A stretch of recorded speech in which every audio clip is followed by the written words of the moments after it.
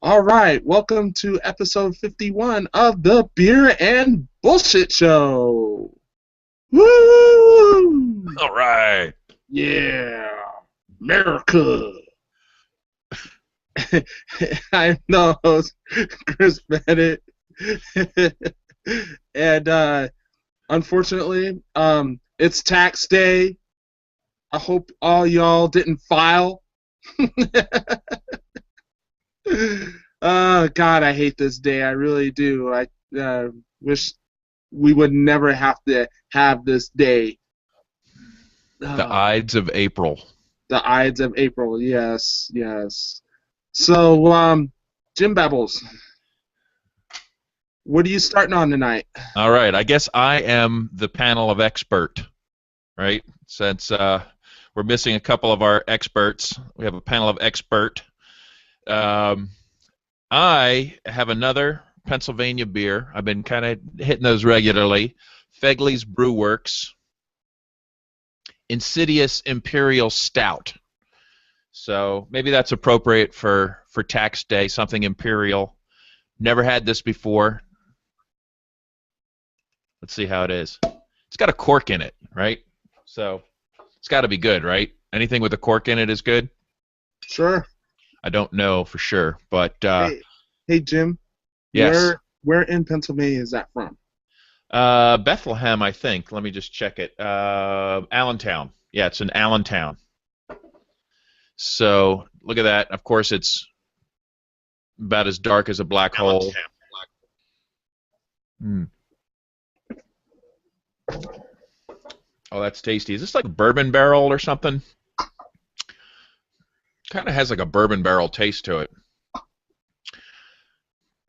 I don't know. Digging it though. Definitely drinkable.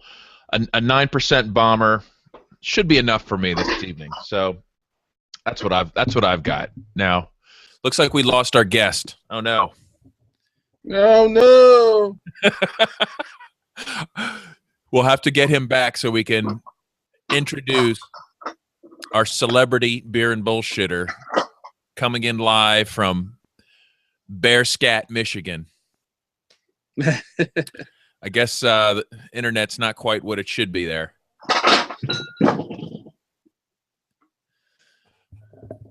Well, while we try to get him back on, Chris, why don't you tell us what you're sipping on? Well, I just finished. What was it? The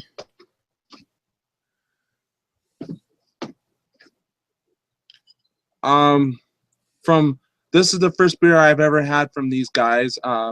Avery Brewing from Boulder, Colorado. Sure. It's their White Rascal Belgian style white ale, brewed with spices. Interesting. And then after that, since I was a little low on the cash, I went and bought a 12-pack of the Blue Moon variety summer pack. It sparked my eye, and all the beers that I've had in it, I like except for the regular Blue Moon. But I had to go cheap. All right. Well, you're deep into the Belgians tonight. Right. So, and I'll be opening up this one. It's the Blue Moon Blackberry Tart Ale. So That sounds better than the Blue Moons that you usually come across. I don't know what that'll be like, but the last year I had the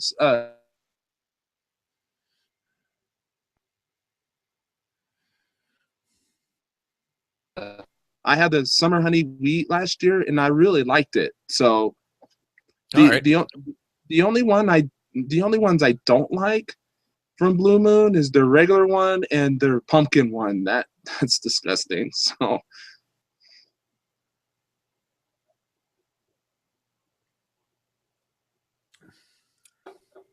So I think he just sent me a message. Okay.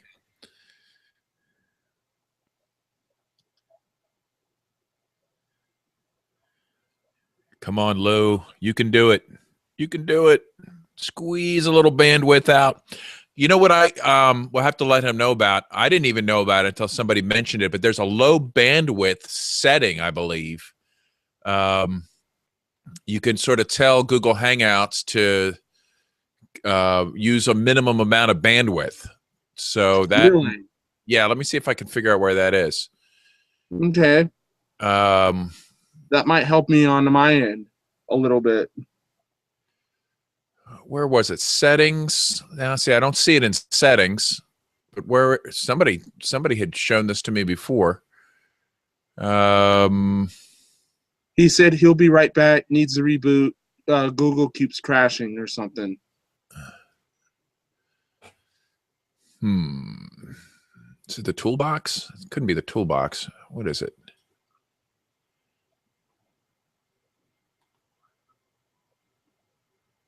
Who the hell is this? Did they get rid of the feature or something? Because it's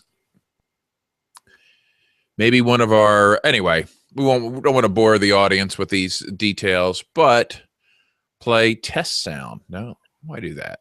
That's stupid. Audio default, video, Google Hangouts.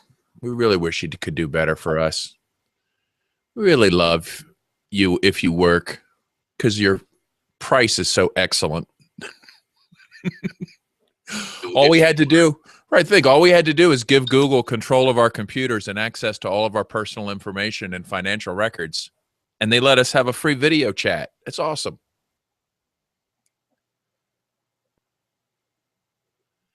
Right now, you're frozen on me, Chris. How about that? Oh, there we go. I see adjust bandwidth usage.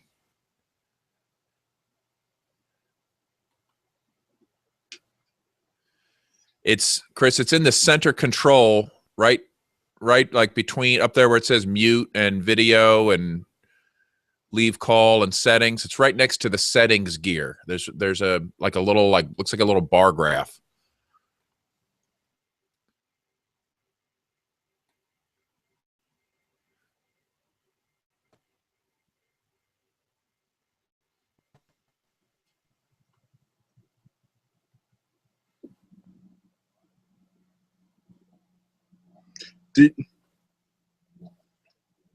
Jim Bab, Yes.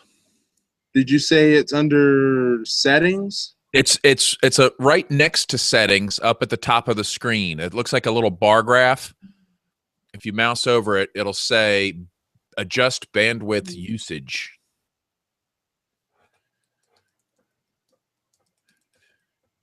I just lowered my own to medium. I don't know what that does, or I don't know.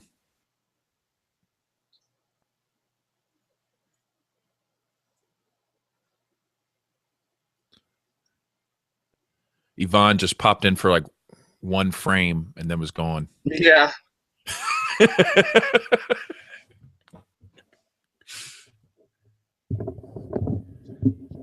To get to it, do you go in the control room? No, just right in the center of the screen, up at the top. You see where it's that little looks like a little bar graph.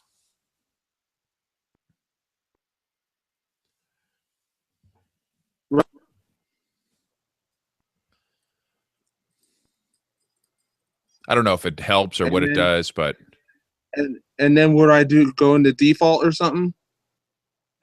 It's like a slider. I just moved mine down to medium, or you could go all the way down to low if you think it'll help. I don't know what it does.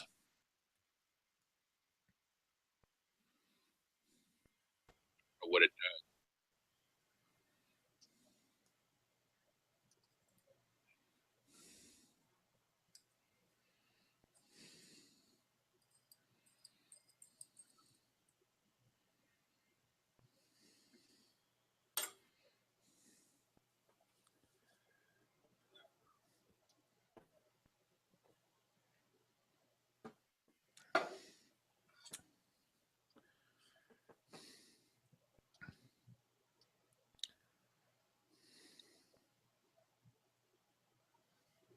You know, I'm can't. thinking.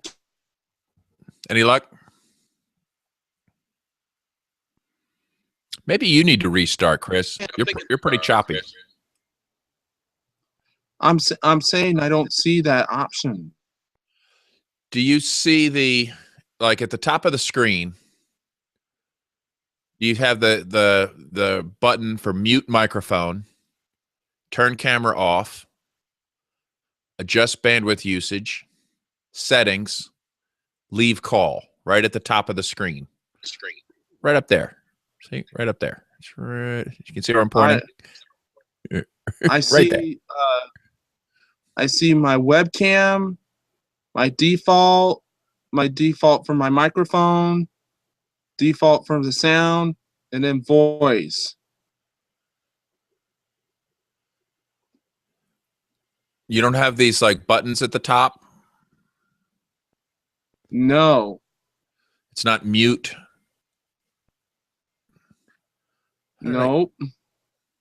What about where's your settings button? Is it a gear for settings that lets you choose your? It's not in settings. It's right on the top of in the screen. Oh, adjust bandwidth usage. Okay. There you go. There you go. All right.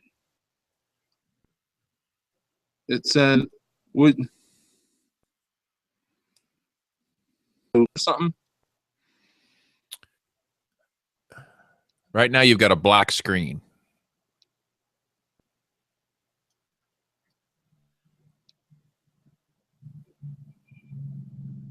That just lowered your image quality, so that must have cut down the bandwidth. That must be it. Okay.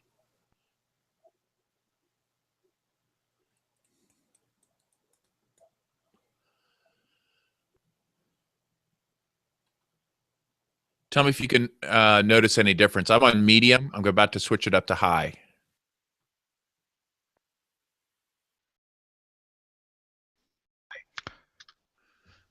Hey, I'm here. Lou. For some reason, it's not recognizing my camera. Hey, I'm here.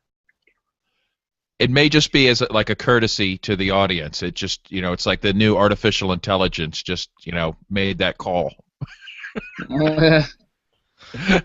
Whatever. How come it did before but not now? I don't know. Hangouts kept crashing on me, so I had to reboot the computer, which took forever. I'm sorry, but Hangouts is fucky. It stinks. It does stink. That's for sure. I was just going over with Chris. There is a low bandwidth usage. If you think bandwidth is an issue, at the center of the screen at the top, there's something that looks like a little bar graph that says, if you mouse over, it'll say adjust bandwidth usage. Without your camera, I don't think you're using much bandwidth, but it may make a difference. Probably. If we get it back. I don't know. Where's your camera? Man. It's on the laptop. Yeah. Why isn't it working? Who the fuck knows? Anyway, for our 6 audience members or 3 audience members or however many we have tonight, let's welcome Lou Sanderfeen to the Beer and Bullshit Show. This is Lou's first time with us. Such a pleasure to have you, Lou. Of course, Lou is famous, as a fiend, amongst other things, where you may know him as the Chop Shop Rooster, Or the titanium meerkat. The titanium meerkat, or the occasionally, let's see, we got limited Gov Lou. We may need to call on for some lulls. That's a longer leash Lou. Longer leash Lou, right? Yeah. To go along with the leashless Labrador for when I'm no leash. Nice. So anyway, great to have you, Lou. I know we've wanted to get you for a while. Are you coming to us now live from the Upper Peninsula? Yes, I am in Bear Scat, Michigan, right across the river from Rabbit Tusk, Wisconsin. Outstanding. Now, what kind of beer do you have? If they have beer up there, I'm not sure. They just discovered beer like 2 weeks ago, and it's all the rage now. They're gonna freak out when they see chewing gum. But no, I am actually drinking Virgil's root beer. It is a fine microbrew that is made with natural sugar or real sugar instead of high fructose corn syrup. And the reason for that is, well, you met me at PorkFest. When I drink, I wind up dropping my pants and taking pictures holding hands with people on porta potties without divider walls in between us. Yeah, so? So I don't have anybody up here to take pictures with. You've got all of the internet. What are you talking about? Yeah, Oh, in my bathroom's so small, I couldn't get a second toilet in there for nothing. I have to step out to the kitchen to dry off after the shower. Let me see if I can find an image of that to share with the audience while we're talking. Let's see. What should I search for? Let's see. Freedom Fiends bathroom. Well, is that specific enough? It might be. Or buddy toilets. And of course, that thing spread all over the internet. As it should, of course. Yeah. And for those that don't know what we're talking about, Rogers is known for its exceptional facilities, and they go really. Rogers is known for sort of going above and beyond what you'd expect from a campground. So their bathroom, it didn't just have one toilet; it had two, which I thought was really thoughtful of them. Of course, who if it's all in one open room, who cares?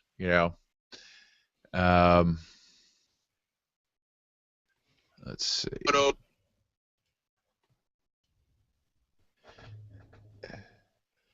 gonna try Michael Dean. Let's try that.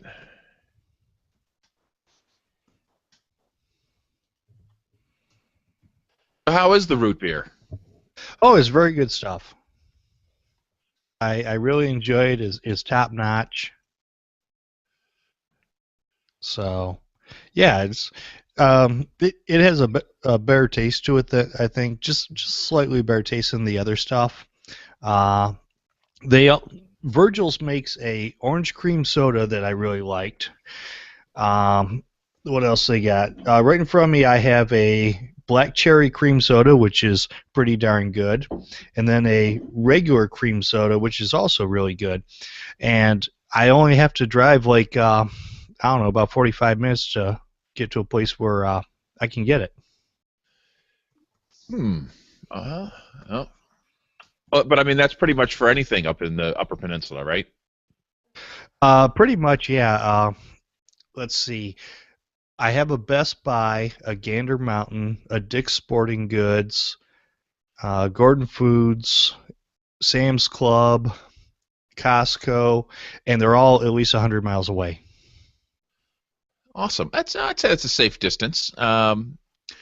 I am not coming up with this image for some reason. Maybe it's been erased from the internet. Did somebody, was there a DMCA takedown notice or something? Or No, I don't think so. I came up with one on my computer, so I'm going to send it to you on I'll send it to you on Facebook message. Okay. Hey, you could also post it in the chat in the chat room on your right too. Oh yeah, do that. Okay, I'm not really that familiar with using the Google Hangouts, but I'll try. How do I do this? You can just if the chat if the chat's not showing itself, there's a link on your left hand of the screen. I think it's the okay. I don't know which one it is. It's the top one, I think. All right, yeah, I found it. It says to enter chat message or link here. So you can just paste anything in there. Okay. All right. Well, this isn't posted on the interwebs, so it's not. Okay. So let me. I will send it to you via FaceBeast. Nice. Yeah, that's just too good not to share with the world. I knew it was a very good time. It was really nice to meet Michael in person for the first time, and all the rest of the art fiends, because the only one that I had met prior to that was Ben, and he had come out to our Midwest Peace and Liberty Fest a couple years before. Well, Or I the heard year you and before. Ben chatting the other day, and I was sad. It sounded like neither one of you were planning on coming to PorkFest this year. So, Yeah, I'm not going to be able to make it. With starting the new job, Ben's got his thing going on, so I doubt if he's going to be able to make it. I don't even know if he's going to be able to make it up to Midwest Peace and Liberty Fest. that's something that I think he's gonna- I got to get up there sometime for that. Sounds pretty mellow. Well, if I may shamelessly promote and drop a plug, Of it course. will be from April, I think 7th through the 10th is Friday, Saturday, Sunday, and it breaks on Monday morning. And it's not one of those early breakout type things. It's a really neat time. The early registration is going on right now. It goes in early registrations till May 15th, and it is, I believe, the early bird price is $45 per adult. So you and your wife, between the two of you, that's $90. And how many dollars you got? You got two. Yep. Okay. There's I can't remember what the kid pricing is, but that covers your camping, that covers your admission to the event, any swag that's given out. I don't know what we're gonna do for swag, but Hard part for us is getting there, as you can imagine. It's I'm in Pennsylvania, so it's a little bit of a haul. A little bit. yeah, you're Philly area, right? Yes. So what is that? About 12 hours? I Yeah, think it's it's- farther than that. It's Okay. like 6 hours to get across Pennsylvania. I don't know. It's out there, but I think I could get. One time I checked the drive. I didn't do it, but I think it was like a 24-hour drive to like Minneapolis. So, Okay, yeah. With the Liberty Fest, that's in just outside Kalamazoo, Michigan. I know from Jamin and Karen's place, which is kind of close to Pittsburgh. I'm not sure where in relation to Pittsburgh. I think Detroit is like 4.5 hours from there. all right. So, Um, you're probably looking at 12 hours to get from your place to Kalamazoo. It's actually not that bad. It's not going to happen this year, but I'm working on it. The actually I presented a summer itinerary to the family to go from PorkFest to Yellowstone this year instead of like hanging around New England camping, which we usually do. To drive straight west, like across, like into Canada, and come out on the Upper Peninsula, and then like drop down that way. So maybe someday we'll actually take that trip and check out some Upper Peninsula. Oh, that'd be a great thing. It is really beautiful up here. There's plenty to see. I see you found the picture. Yes. Yeah, that's us looking sad. Oh my God, we took so many pictures. Nicole was supposed to just take a couple of quick snaps, and then next thing we know, we have a tour of people going through, taking pictures. I think DJ was collecting $1 per snapshot. I never saw any of that money, but Well, you know what? I'm just glad there's no video. I'll just, I think a still is good, but I don't think it would have really worked as a video. no, it probably would have been rather frightening. So, but anyway, but yeah, if you take a run through the Upper Peninsula, there's really a lot to see up here. It was very famous for the iron ore mining, and so there's a lot of tours and things that go along with that. Not too far from me, there's a old shutdown iron ore mine, and they got the little tour where they put you in the cart and they run you through there, and that seems to be pretty popular. A friend of mine did that a couple years back with his son, and they really liked it. So- That does sound fun. Like a cartoon-based adventure. Like. Oh yeah, and if you like fishing and the outdoor stuff, it's really tough to beat Upper Michigan. You know what? I'm not sure if I could actually do the trip from Porkfest into the Upper Peninsula across Canada, because I don't know if they're going to let me into Canada. Well, it's. I guess I may find out one day. I'm not sure if they like me. Oh, are you thinking that maybe you're on a list? Well, you know, they're kind of picky about who they let into Canada. So, you know, I don't know. My troubled past may catch up with me. We'll see. Who knows? Yeah, I really don't worry so much about all the possible nonsense with all those lists. I don't know. For some reason, I'm kind of thinking that maybe some of it's a sham. Maybe it's a conspiracy theory to make government look more capable than what it really is. Well, we'll see. I don't know. You know, I'm also picturing this like Bab family van, okay, loaded to the hilt, okay, for you know, extended camping and whatnot. It looks like the Beverly Hillbillies. You know, like every cubic inch is accounted for. Like the bumpers dragging the ground, like stuffed. Going through the checkpoint, they're being like, "Hey, you know, okay, pull over here. You know, we're gonna everything out. You know." I mean, it takes me like 3 hours to load the van in a like my driveway in a controlled environment. You know, like I'm just picturing like side of the road in the rain. You know, everybody's crying, humiliated, rummaging through, looking for whatever they look for. I don't know, smuggling agricultural products or who knows. I don't know what they look for, but smuggling American bacon in and trying to mix it in with the Canadian bacon and disrupt their economy. Right, or on the way back into the United States, you know, for all they know, I've got like, you know, unregulated shower heads that I'm trying to smuggle in, you know, without the low flow limit built into them. So, okay, yeah, and probably got a couple toilets in there, and of course you're obviously working for the Quebec maple syrup cartel. I hear they're notorious. Are they? They're very powerful, I guess. Yeah, talk to Ed and Ethan about them. Well, you know, sugar interests have historically had quite a bit of power. I mean, way more than the American colonies. Sugar's a big deal. Oh yeah, yeah.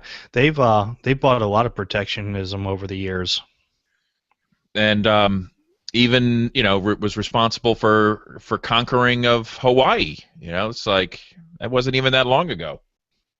Yeah. Yeah. Looks like there's something going on with Hawaii right now.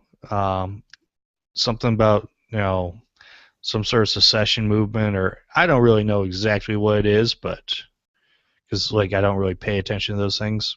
Could you imagine being in Hawaii and going, yeah, we really need Washington D.C. over here? What could Washington D.C. possibly do for you in Hawaii? I have no idea. Well, it's not exactly what they can do for you, it's what they can do to you. Because Hawaii, being islands, they don't have a hell of a lot of stuff there. Most of their stuff is imported. I mean, they're okay on food for the most part, but as far as their native farming of beef and pigs and stuff like that, I don't know how long they could sustain themselves if the U.S. government decided to impose sanctions on them. Maybe the Japanese could fly over and and help with that. I think the Japanese know where to find Hawaii, so.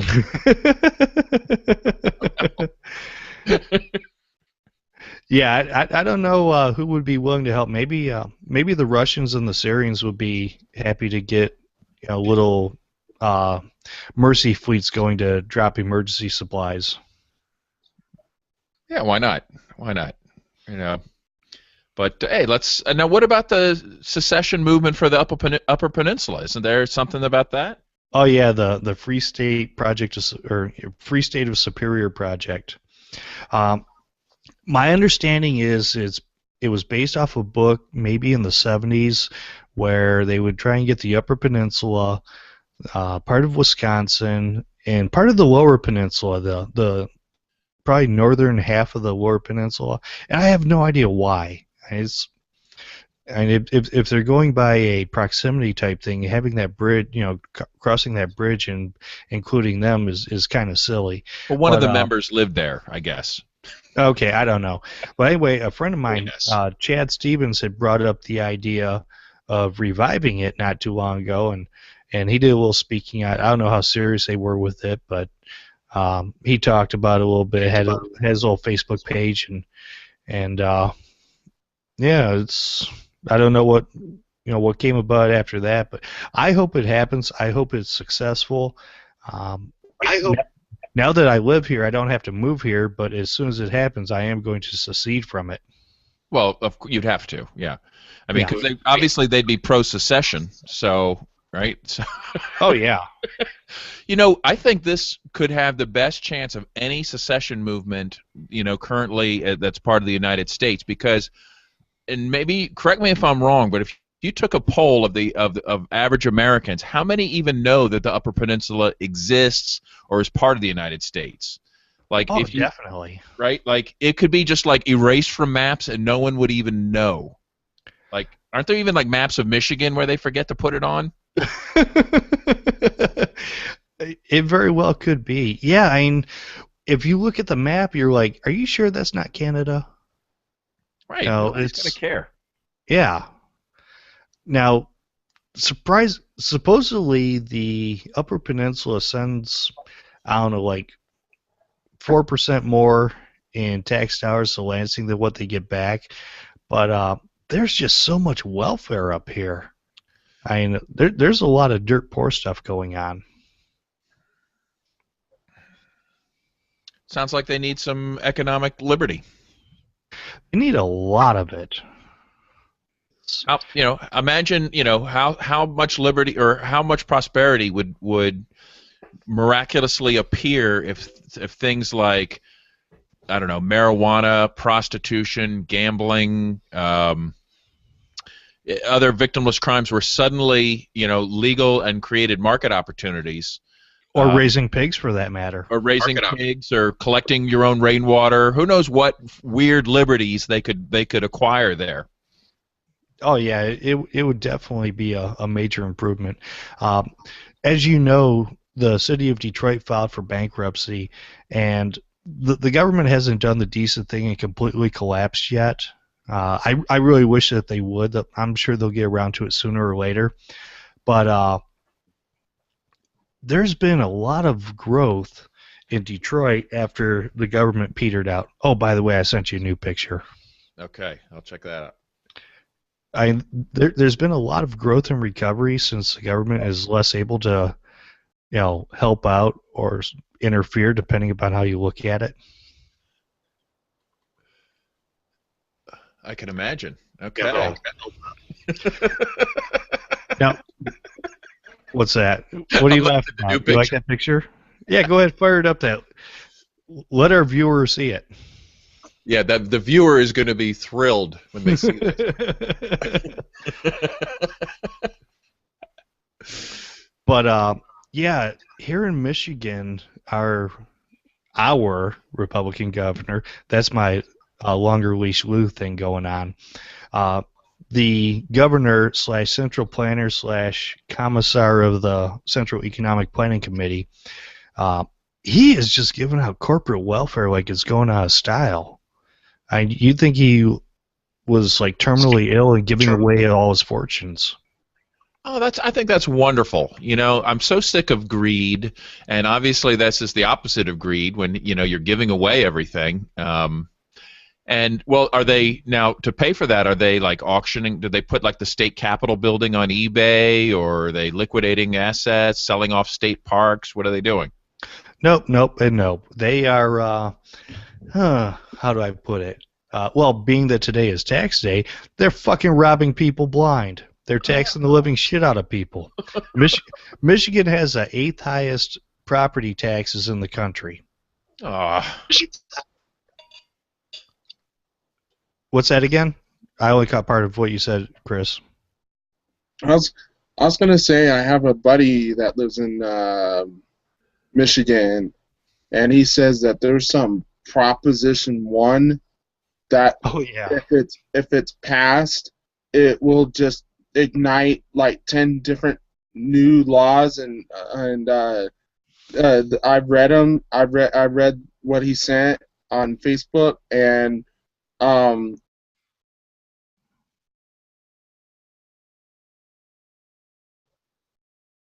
a lot of them are like increases in taxes. Oh yeah, yeah.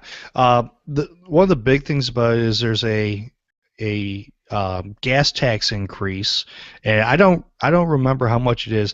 I really don't pay attention to this shit because I plan on how could I put it? Opting out. I plan on being as non-participatory as humanly possible, and realistically, if it gets bad enough, then I'll just move my shit across the river. Send a little letter giving my 2 weeks notice saying, fuck you, I'm out of here.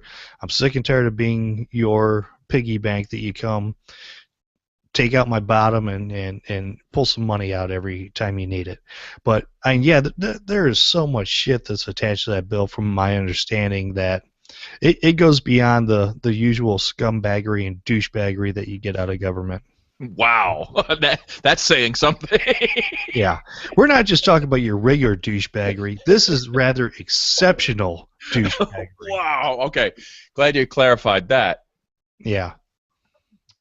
Well, here in Pennsylvania, of course, I doubt it's very different, but we have I have an acquaintance named Russ Diamond who used to be a libertarian. He's now a Pennsylvania state representative. Okay, which it's kind of a big deal. It's not like New Hampshire where there's one state rep for every like 250 people.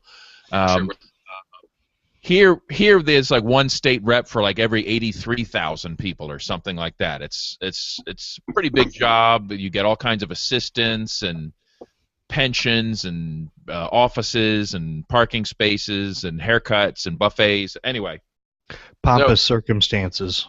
Yeah. So exactly. So Russ is used to be a libertarian. Okay, and he said, like, how could you used to be a libertarian? Okay, he campaigned on this. They call it the Property Tax Elimination Act.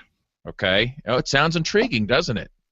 We're going to eliminate the property tax, which is oppressive, But how do you, of course they're not going to slash the budget to do this, but it's a whole new massive sales tax on top of everything else. Like, really, Russ? Come on, man. Like, are you this naive to think like you're gonna introduce a giant new sales tax? You're gonna like open up the door for a massive new revenue source for these bums, and then you think they're gonna voluntarily like close the door on their other revenue source? No. So, yeah, that's a special kind of stupid. No, a libertarian should know better. Like he's read the material. He's been around enough libertarians. He's looked at government enough to understand what happens.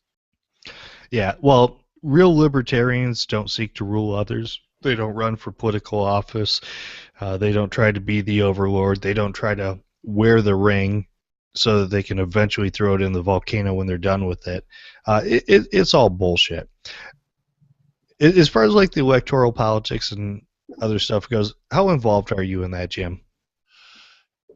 Well, I don't vote, and here's my campaign poster behind me. I don't know if you can see that, but I can see that. Yeah, this is my political affiliation represented here on the wall. But okay, we're in the same party. I'll see you at convention soon.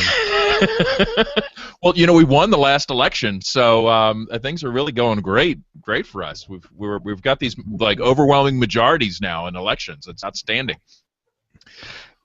But I did run for office 2 times as a libertarian. Never under the guise of winning, however. That was never the idea was just to, it was kind of before they invented the internet, or at least before social media. We had we needed to do something to get the word out. So it seemed like a good idea at the time. I have contemplated doing like the trolliest of troll campaigns. And do it. It probably I'd probably have a lot of fun with it, and I won't run it under the LP. Well, Well, I might run under the LP because I want to guarantee myself not to win anything. But Well, that's a good way to guarantee that. yeah.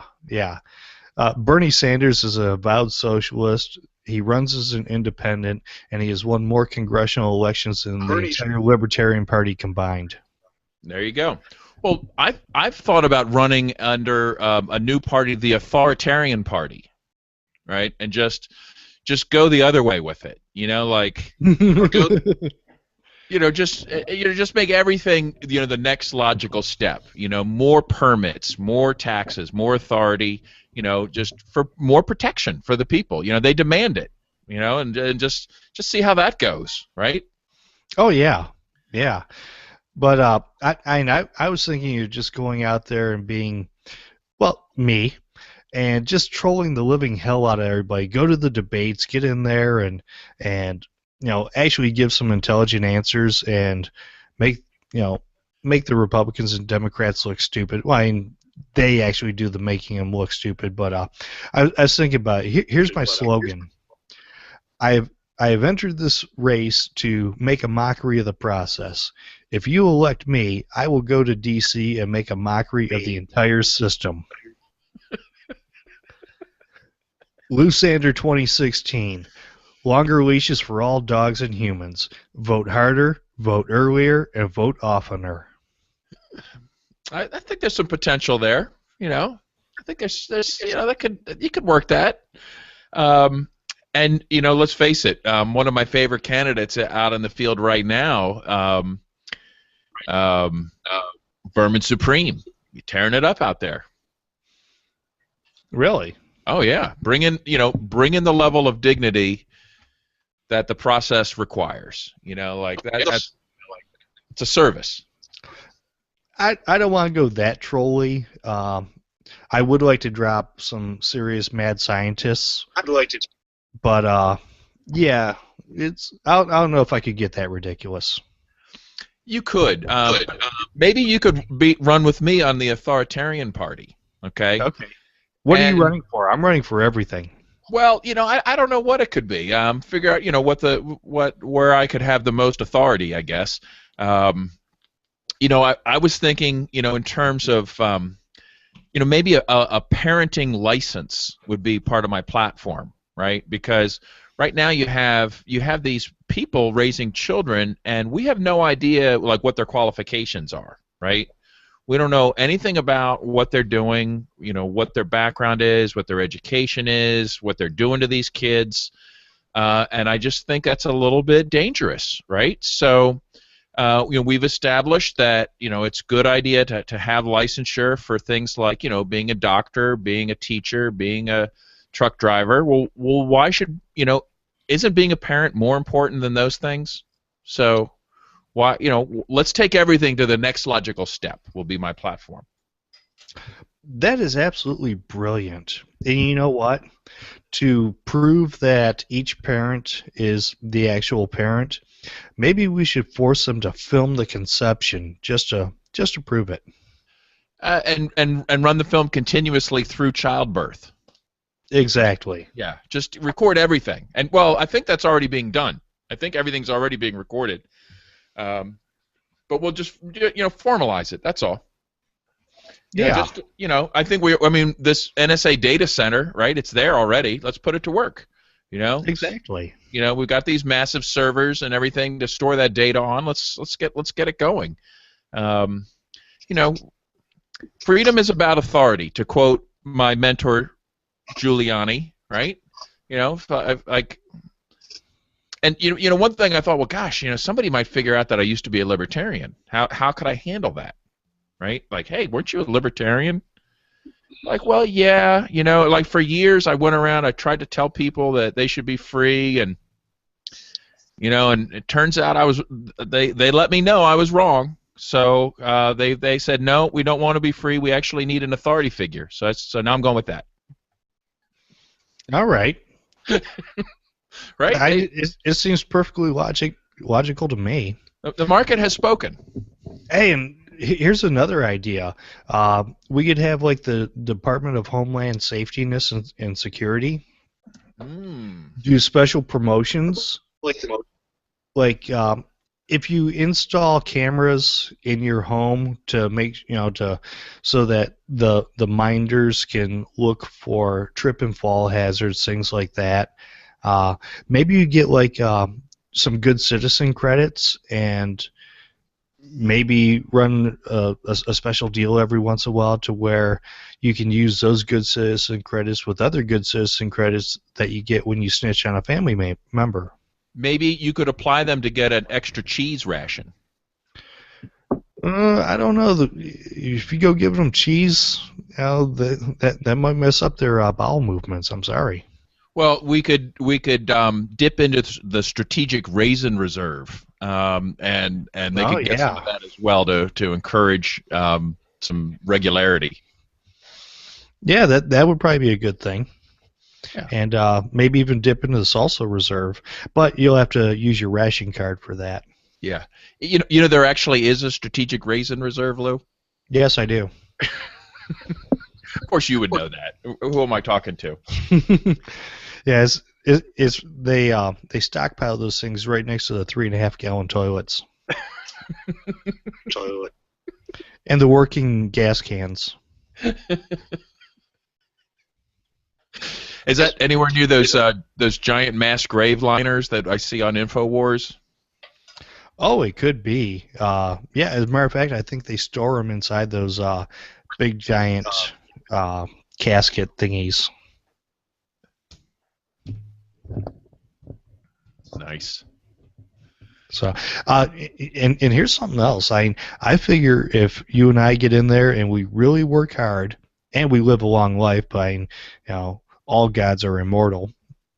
I figure we can get to a point where, the children will say to each other, "My God, how did these people survive before they got their daily food rations issued to them each morning?" Right. I mean, it would be really hard to imagine the hardships that the previous generations endured. Without those daily rations, it would be like nobody cared about you back then. Like, how did you even survive? Like you slept in a cave and what, you gathered acorns for sustenance? Who knows? Yeah. Can you imagine how quickly we can crush obesity when we start determining how much food each person gets each day? Problem solved. Yeah, and we may even have to force them to eat those rations right there so that we know that they're not going out and selling them on the black market. And if you can't eat them right then and there, well, I'm sorry, you go without. You go to bed without dinner for the weekend. Well, we have a model. There's already model communities that are doing this right now, and I think there's over 1 million Americans already are living under this model in our federal prison system. So yeah, it's working. It's working great. Yeah, and the best part is they can't get drugs or weapons in there. Yeah, or television. So it's going well. I think that really is. I mean, isn't that the ultimate liberal model? Just a federal penitentiary for everybody. Yeah, and the Republican or conservative model is the state penitentiary. Because my 10th Amendment. Yeah, because if Washington was doing it, it would be tyranny. So let's let your state capital be your jailer, and that's right. freedom. And that's it's freedom. It's not tyranny when it's on the state level. And Right. Better yet, if you get down to the county or the local level, you'll get the sovereign citizens on board. County jails and city jails for everybody. Oh yeah, I mean maybe we could get what's that sheriff out in Arizona, Arpaio? Oh yeah, he's one of my favorite statists. Wow, man.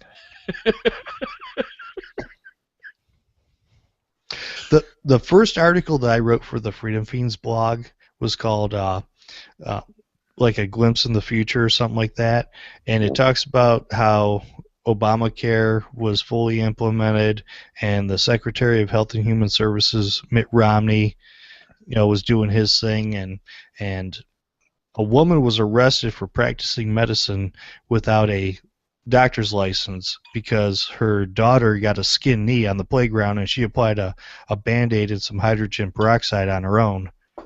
And of course we know that that puts doctors out of business. and Chief Justice Hillary Clinton really got a good chuckle out of it. And she says, "I can't even believe we're going to waste our time putting this thing to trial." So, Yeah, should have just, guilty. Yeah. Yeah. Why have a trial? hey, the police didn't want to arrest you if they didn't think you were guilty. It's the truth. Yeah. Chris, don't talk so much. I mean, you guys are just rambling on whatever. I mean, I don't know. I really don't have a lot to add on to it. I could be just as facetious and sarcastic as you guys are. So Nice. Yeah. Hey, just be ridiculous. You'll fit right in with us. Yeah. yeah, I mean, this is the bullshit portion of the show. So Yeah. Hey, Chris, I got a question for you. I keep seeing these weird news blips that really are just seeming completely out of place. It's about policemen being indicted. Okay, and I'm really confused by it. Okay, I didn't know that was possible. What's happening here? There was a guy in Philly who just who's been indicted for planting evidence and shaking down victims instead of upholding the law. What's up with this? And other I saw some part-time sheriff was indicted for I think all he did was shoot some innocent person in the back. What's happening here? maybe they're afraid of more that the Harris Brown backlash. I mean, it kind of we know what we feel about the police, okay, and I still favor private security, okay. But I think I think in some areas people are waking up to the fact that, guess what? Police are not your friends. No, they're not. One thing that I will say about up here, it's a little bit mini-statist, so to speak. There's a lot of federal government up here when you look at the national forests and all the stuff that goes along with that.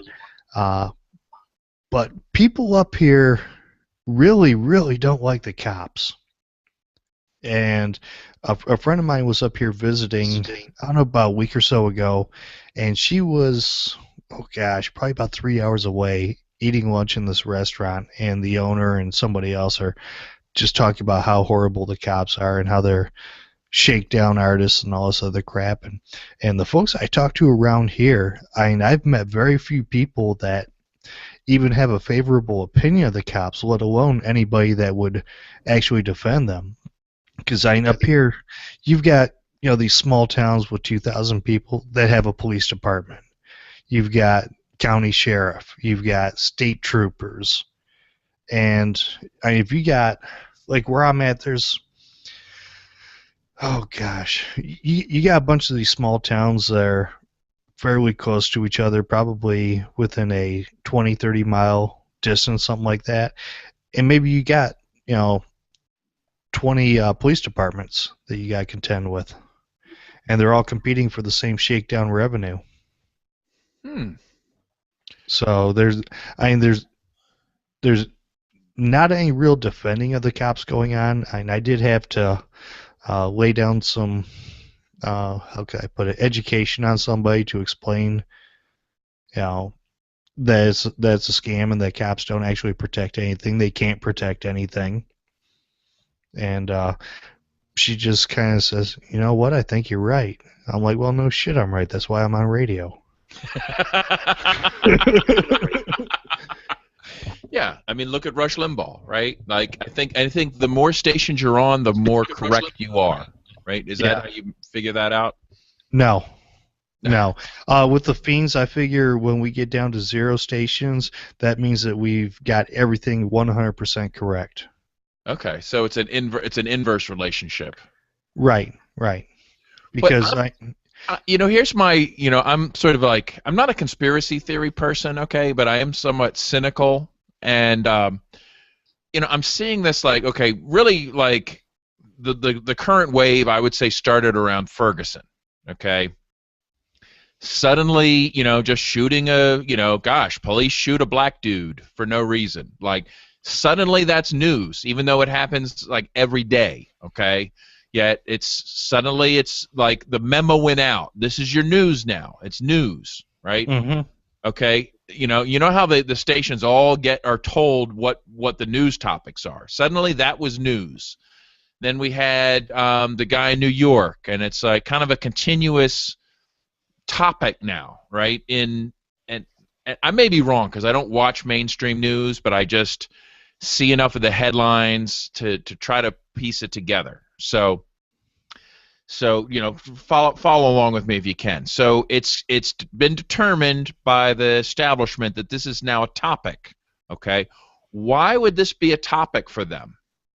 Okay, and then I hear, oh, well, we've got some calls for more federal oversight of police. Oh, I know it now. This is interesting, right? Because there's no legitimate concern or problem that we can have in the world that can't be answered with additional federal power, right? Right. I think Sharpton was talking about the police need to be nationalized. That's the only solution for it. I say complete abolition myself, but Ed, am I just like a conspiracy kook to imagine where somebody like higher ups in the food chain said, you know what can we do to really make this more nationalizing police more palatable? And they said, oh, let's create a market demand for it.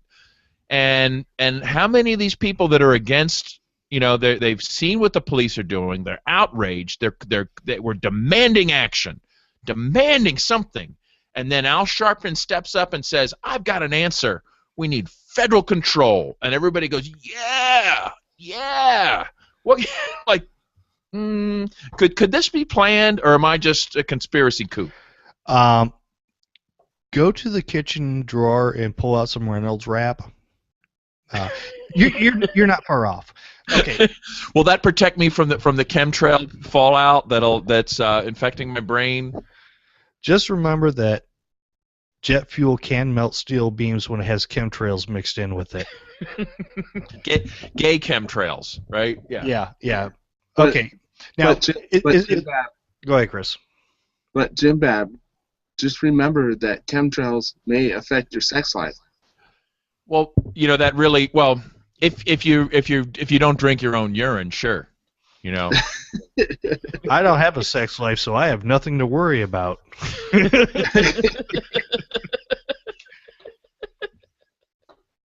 But anyway, let me give you a little breakdown on the media. All right, one, I'm sure you've seen the Conan video where they show 20 different news outlets all doing the same story, and the only difference is the inflection. All right, what that really is laziness. What they'll do is they'll buy a news package from a distributor. Kind of like when you see Reuters or AP or UPI in the byline on a newspaper. The broadcast news will do that too. So they're going to get this package and they're going to read it verbatim out of laziness. I'm sure. Okay. I'm sure now that and Nima has talked about this, and Nima used to be a news guy. Now I'm sure after seeing those videos and being ridiculed that they did absolutely nothing to change that perception. But but then again, you also have to look at the talking points, and I'm going to give you a couple of different examples. When it comes to like Keynesian economics, there are people that swear by Keynesian economics, and they're not deliberately trying to screw everything up. They just actually believe in their heart and in their mind that Keynesian economics will work, that you can dump money into the economy and stimulate it, and that will create a long-term goal. And the eventual crash that comes from all the Keynesianism is just the result of not doing enough, or stopping doing what you were doing. Now, on the other side of the coin, what about the Constitution humpers when they say, oh, we got to get back to the Constitution. All we got to do is restore the Constitution. Everything's going to be fine. Why do you think most of them say that? I mean, it's not because they've read the goddamn thing. True. Yeah, I don't know. Why do they say that? Because it's a slogan or talking point or just a mentality that gets in there. You know, it gets in your head, and for whatever reason you're saying it. It's like somebody rambling off, about the government guns, as a libertarian. If you do it reflexively without even thinking about it, what does that really mean? Especially if you're like a newly minted libertarian and you haven't really examined all the thoughts behind it. You got into libertarianism because you want to be part of the big in crowd and meet all the chicks, because there's like the chick to guy ratio is 20-1. Right. It's like playing jazz for money. It's huge. Yeah. Or being a wealthy painter while you're still alive. But people get this idea in their head and they spout this nonsense, and sometimes the nonsense is really blatant. But like with Keynesian economics, you can actually make arguments. They're shallow arguments for stimulus being a benefit, and a lot of people will buy into it, but that's because they haven't done any real deep thought on it. People will talk about what a great guy Lincoln was because of the Emancipation Proclamation, but they haven't read the Emancipation Proclamation. They haven't read his first inaugural address where he said he had no interest in ending slavery. He just wanted to collect the tariff and keep the tax farm intact. Well, I think that has to do with the sort of the I call them the want to believe people. Like they have a deep emotional need to believe. Like it's so much more like it must be in like the reptilian brain or something. It overpowers the rational part of the brain. It's this, they need to believe so hard that they will hear, for instance, Obama talk about how he's going to go kill those foreigners better than the other guy, and they will still tell you he's the peace candidate, right? Yeah. Or they will, whether it's Rand Paul or Bob Barr or they'll be saying it with Hillary or whatever, whoever it is, they need to believe so hard, or even what's his name? Gary Johnson. Okay, Gary Johnson goes on record saying, "Oh, we got to have a strong alliance with Israel. Can't end the Fed. Doesn't want to end prohibition. Like all these like basically all the key libertarian positions he's against, right? And everybody's like, "Oh no, just because he said that doesn't mean it's true." Yeah, like all the people that stand with Rand. If you stand with Rand, you'll fall for anything. Now they think which Rand are you standing with? Who knows? Yeah, they think that he's lying to the neocons to get their vote, and the neocons think that Rand's lying to the libertarians to get their vote. Well, at least there's one thing we can agree upon. He's a fucking liar. Jakes, you owe me a root beer. Yeah, hashtag can't stand Rand. But at the same time, it's like people say, "Well, look, come on, who would you rather have in there? Hillary? Yeah. Nobody. I think she'd be hilarious." Yeah, and guess what? We could reduce the deficit by paying her 78% of what Rand would have to be paid. Oh, ouch! A patriarchy. I see it this way. Okay, since the next person we have is not going to be any much better than the jerk off we have now, why don't we just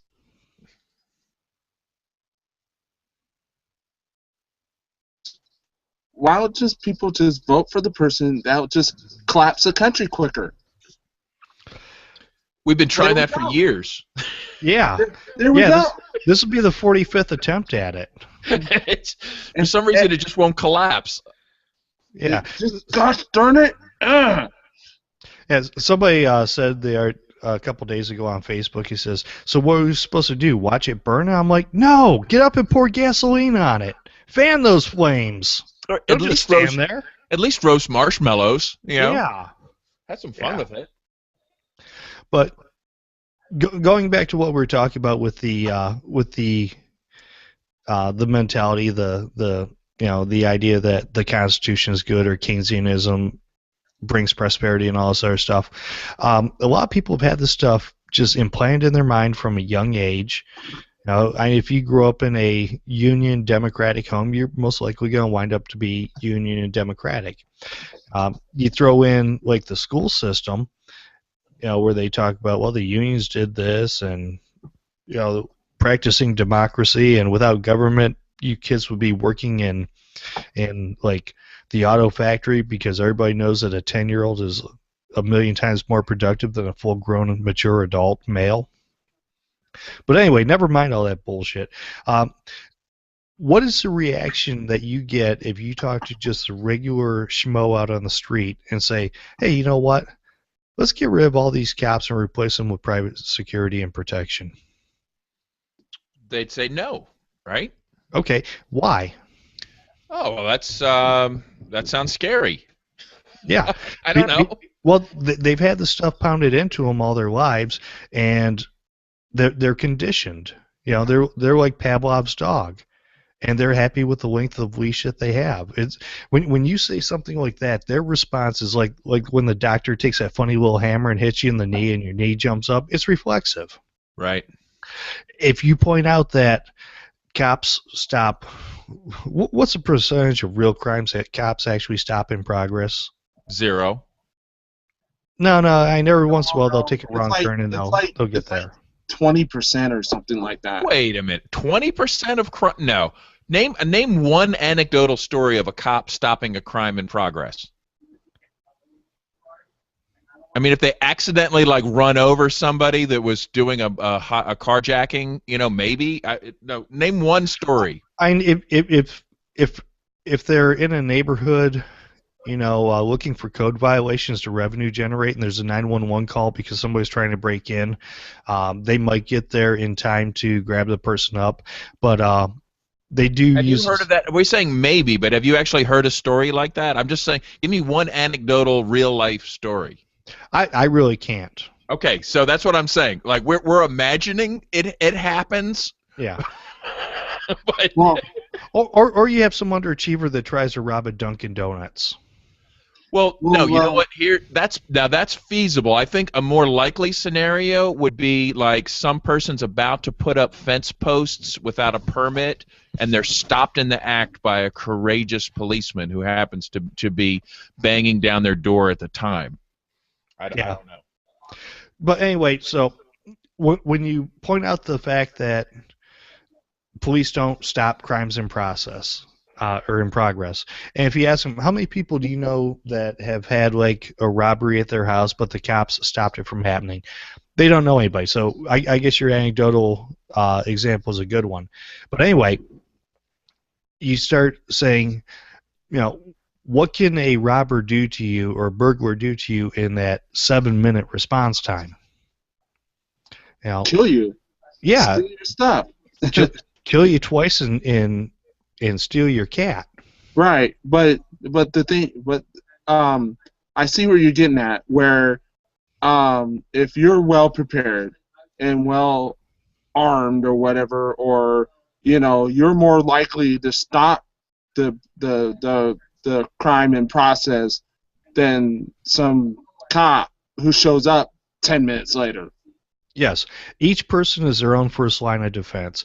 But if you take somebody through this slowly and you point out these things, they don't stop crimes that are while they're occurring. They're not going to get there when you need them.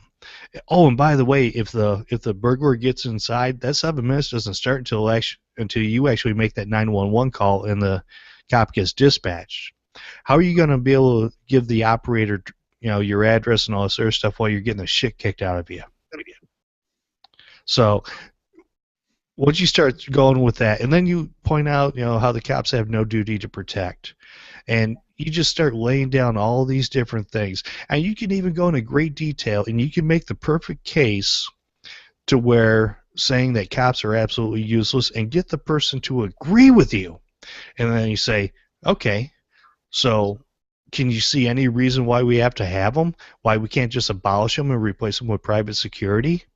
And they'll be like, oh, no, we gotta have cops. We gotta have cops.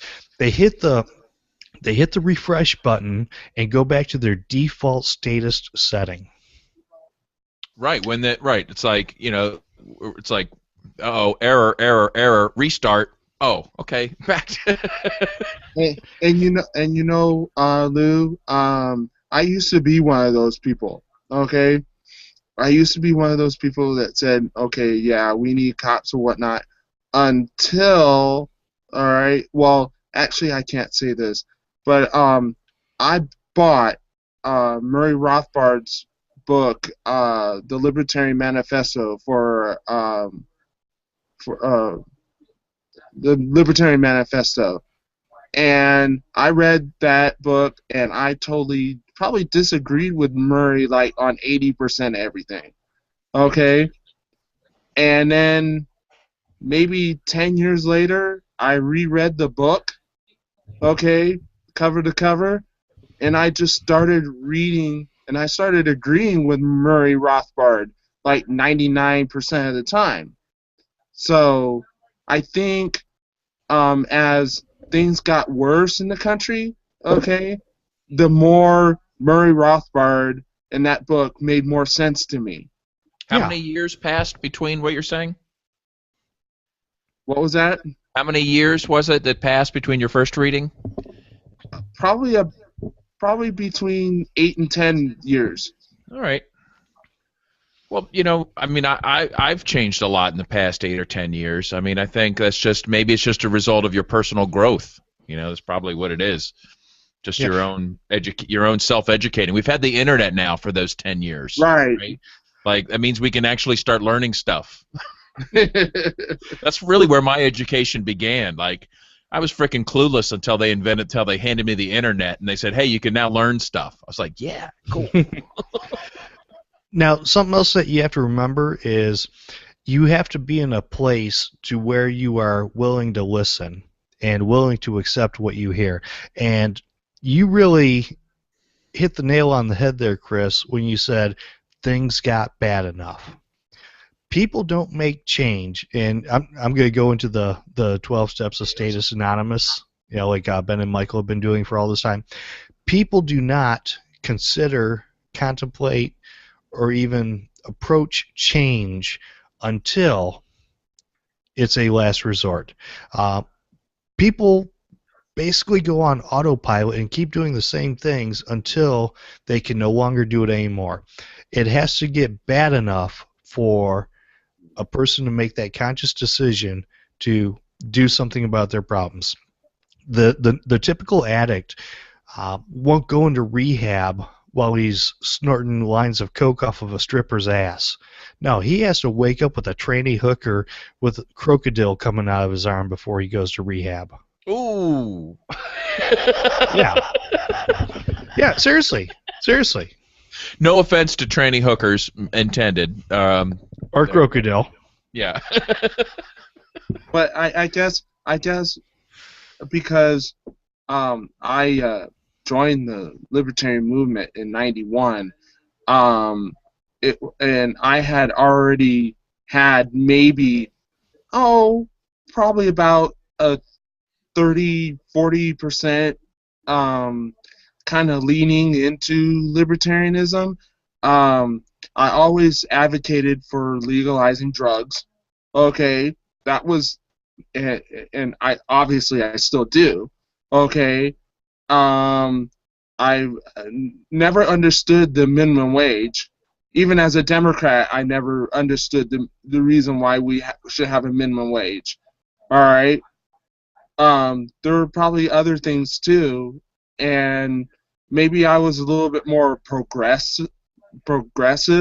I mean, as in not as as a like a leftist progressive, but more of a progressive in thinking, all right, than most Democrats, all right, and that kind of, and when I saw that, you know, hey, there's actually black people in the libertarian movement, I was just like, hey, you know, that kind of resonated with me, and then I fell away from, you know, like collectivism and, you know, more individualism and stuff like that, you know, as you know, I got more into, you know, more reading and stuff like that. But as time wore on, I kind of read more stuff. You know, I think Rothbard and Mises and Hayek and and others have kind of formed my thinking, and it's just I've come a long way, but I still feel that I have a lot more to go. You know what I mean? Oh yeah, and I don't know that you're ever really there. Right. So, you know, I mean, Excuse me. I don't know that you're ever at 100%. You No. can definitely be there. I always think that I can't get any more than I am, and then something happens, and bam, there I am. right. You Right.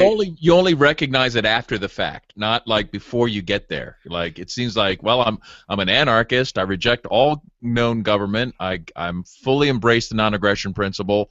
Where do you go from there? You know, and then you realize, you know, and it's like, oh, well, you know, I'm still using Federal Reserve notes. I'm still, you know, still participating, or still, I don't know. There's always new ways you find that you can opt out and reject more of that coercive institution, and I don't know, or you just stop caring. You know, like oh, you were an anarchist, but you actually gave a shit. Okay, no. The next level is you don't even know there's a government, right? Like you're not against government. You're like, what's a government? I don't know what that is. Like, just what? Yeah, when somebody says, "Don't you know who the president is?" and you say, "No, I don't." What's a president? President? What? Yeah, I would be more than happy if the only place that government was taught was in history class, and it's probably not going to happen anytime soon. But I understand that I can't squeeze my eyes really tight and make the state go away completely. But what I can do is, you know, carve out as much for myself as I can and enjoy it. Of course. So, I mean, but, it would be neat to be able to peer into the future, and yeah, where they're teaching it in history class, and it's just that one segment. They're like, oh yeah, there was this thing. They used to impose slavery, and then they taxed people, and then the people figured out it sucked, and then that was over. Okay. it went on for 10,000 years in many different forms. They kept trying to make it work. They kept trying to make it better, and they fucked it up. Hey, did It's kind of like Joe Pesci in Casino. Yeah, we had this going on, we had that going on, then we fucked it all up. Hey, I've got a money-making idea, and I need to find out if this is compatible with the non-aggression principle. Okay, all right. I want you guys to help me out here. This is back on our police topic. Okay. Now, every time one of these like cops shoots somebody, all right, what I realize is there's a support community for that cop, right? There's people that want to give money to show their support for the cop that just murdered some black dude or white dude or whatever, right? Just dude. Or chick, for that matter. Yeah. But anyway, well, what if I created a sort of an online organization that always ended up running a fundraiser to show support for Cop X, okay? And what gave me this idea is I saw an Indiegogo fundraiser for that cop that just shot the dude in the back that was running away, okay? Oh, in South Carolina? Yeah. And, I've got some good news for you. GoFundMe took down his, or they rejected or took down his contribution welfare page. Right. So GoFundMe said, "Go fuck yourself" to that cop. And that's fine, but Indiegogo is still up. But then I read the Indiegogo campaign, and it said, "Oh, we want people to be, we want to give people a way to show support." Okay. It did not say where this money was going. Okay. It did not say we're going to fund his legal defense. It did not say we're going to give it to his family. It did not say we're giving it to the cop. Okay. It was very conspicuously vague in that department, right? And it gave me an idea. It's like I could have run that that Indiegogo campaign. You know what? Doing something like that will qualify you to be at the top of the ticket in the authoritarian party election. But how much fun would it be to create one of these for anytime you see a cop in the news for doing something dastardly, up goes another Indiegogo campaign. And you have it like a support group, like a Police One, or like We Love the Cops Facebook group, or you develop an online community of cop lovers, okay, specifically for the purpose of pushing out these fundraisers for to show support for cops, okay, and basically we're just going to try to siphon off resources from our enemies. Yeah, now, we could either just spend that on beer, okay, which would be fine. We could share it with the victims, their own victims. We could give it all to the victims. I don't care, right?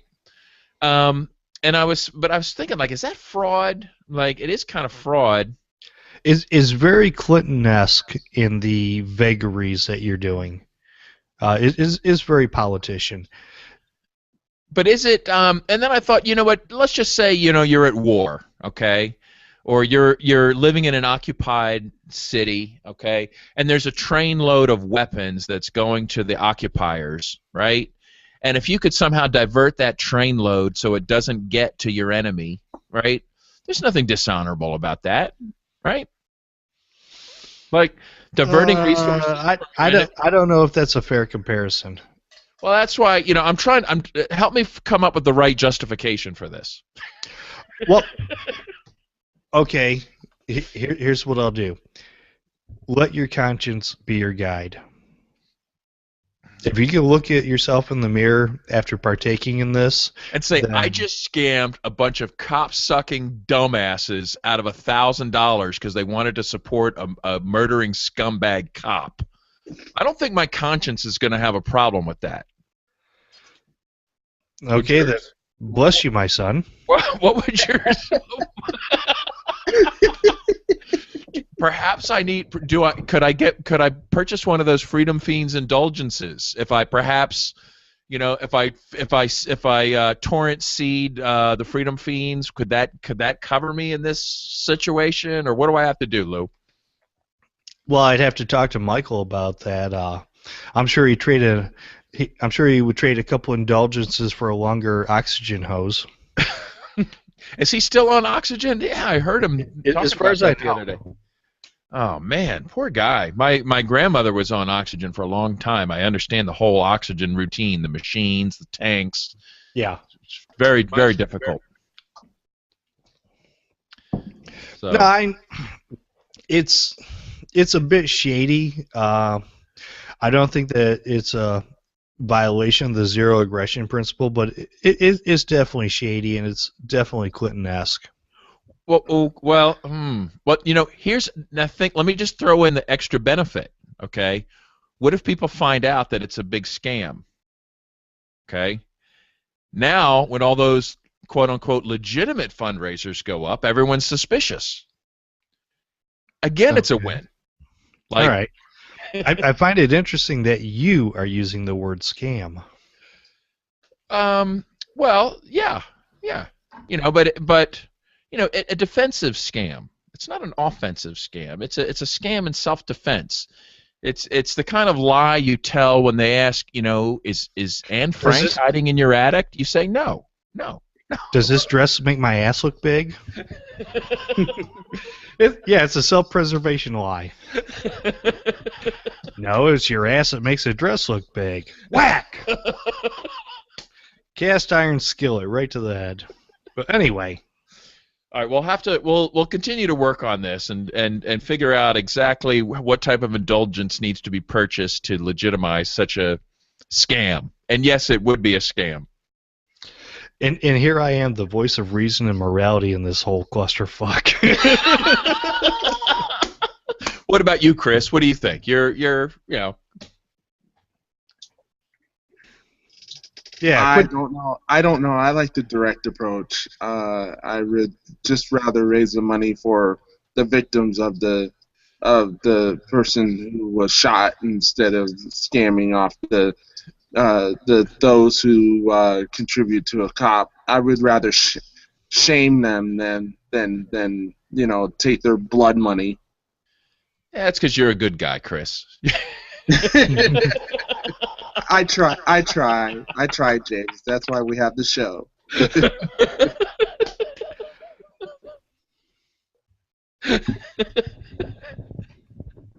Well, when you guys get invites to my new Facebook group, or not, you'll know why. Yeah. What's a nice ironic name for something that sounds like a cop support group but it's really just trolling them? Oh man. We love cop killers. No, that sounds like you love killer cop. No, you love killer cops, not cop killers. Yeah, too obvious. Oh, my wife's over here going, "We love donut eaters." I think we're asking the wrong people. I'm sure we can come up with something really Orwellian. Justdoingtheirs.jobs.com. Stop comparing our police to Nazis. They don't make the laws. They're just following orders. Yeah, I don't know, but that's something that we could put in the hopper and come up with sometime in the future. All right, let that roll around in the back of your head and see what comes up. Yeah, I love the idea of taking the enemy's weapons and using them. Like, I don't know, I just think there's something attractive about that. Well, I will say this: if you come up with a really clever name that will cut down on the number of indulgences that you should seek. Okay. All right. Because clever gets you special dispensation. I should hope so. Or what's the point of being clever? Exactly. But you know what? I never even finished the whole media conspiracy, not a conspiracy thing. Okay. So anyway, something happens, and you got prepackaged news. So it's like microwavable. You take it out of the package, throw it in the microwave, and serve it up. Next up, you have the group think, which basically says, well, we have to do it this way because we've always done it this way, or whatever. Now, I will say that the media is kind of like the fourth branch of government. They are the propaganda wing of government. So they're always going to have some sort of a pro-government bent. It doesn't matter, what network it is. Like MSNBC and Fox, yeah, they're complete opposites, but they're so close that you can't even get a cigarette paper between the two of them. That's a little quote that I stole from our Scottish illegal immigrant co-host, Dan Green. He's taking your jobs. He's taking my gerbs. Yeah, if it wasn't for him being out of the Freedom Fiends, some other American talk show host could work for free. Yeah, you know what? You would probably be on the show right now if it wasn't for him. Who knows? No, it's not broadcasting right now. But when you look at that groupthink and the media, it doesn't always lean left. It doesn't always lean lean right, but it always leans statist. Now, it could be because they believe that the world would die without government. It could be because they are relevant because of government. Could you imagine if there was no government, what the evening news would look like? Who would send them the press release? Right. How would they know what to read? Yeah, well, they also want access. So if you go bashing the cops or you go bashing the administration, if you throw a real punch that connects and draws blood, you're not getting access. You're going to have to go out and actually investigate and do real journalism and actually earn your fucking living. Who the hell wants to do that? Well, you know what? Well, you know what? Maybe we should be ready to fill that void. Okay. Like maybe what we need to have is our own sort of like news service, like a stateless Reuters, you know what I mean, where we actually, have a team of people where we sit around and we give them things to read on the air, just so their laziness can continue, right? Like I don't want that to be an obstacle to the anarchist agenda, right? Mm-hmm. Don't worry, you'll still get a fax that tells you what to read. Oh, okay, cool. All right, in that case, I'm all for it, right? But something else. When it comes to like the black victims, it does fuel the flames, and that certainly does benefit government, but it also benefits the media because when they stir up shit, they get more viewers. If it bleeds, it leads, and quite frankly, when shit is stirred up, that's when people have a tendency to watch the news more. But, at the same time, it's like, but I wonder, like, why, and I understand there's a sort of like a herd mentality or like a school of fish mentality where, like, the school of fish swims around. Like, there's no one fish in charge of the school of fish. But they all tend to like go the same direction. They're all like sort of responding to the fish next to them, and it looks from the outside like, wow, there's some like mind at work controlling how this school of fish moves, or this flock of birds is moving. But it's really just individuals responding to whoever's on the left and right of them. And I've seen how the media works like that. Personally. It's like once something gets reported on, the others report on it. It's very herd-like. But, let's face it, the cops are shooting innocent people daily, okay? Yeah. What is it that triggers a media avalanche? Like, what is that, like, we're told to report on it now? Like, is it just a randomness in the infosphere?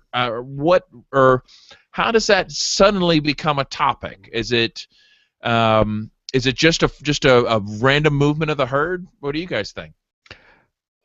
I tend to go with mostly random. It could be a little bit intentional because you got to remember, if the local network, in a city like Detroit, let's say Channel 4, if they want to have access to City Hall and the police department and not have to go out and do real reporting, real investigation and stuff like that, they can't really go wild on the police department or the administration. Otherwise, they're going to be cut out. So maybe something that, because stuff is going to go wild based upon reception to it. So maybe somebody gets shot up in a drug deal, that goes wild. But that little girl that was murdered by the fucking SWAT team when they went in, and I think they got the wrong house or something like that, but the little girl was sleeping on the couch and the dumb shit SWAT officer said he couldn't see, but he still shot her in the head and she died. That should have gone national. And that didn't, though. Right, it didn't. And the Michael Brown thing in Ferguson, based upon what I know, I think that her story should have been bigger than his.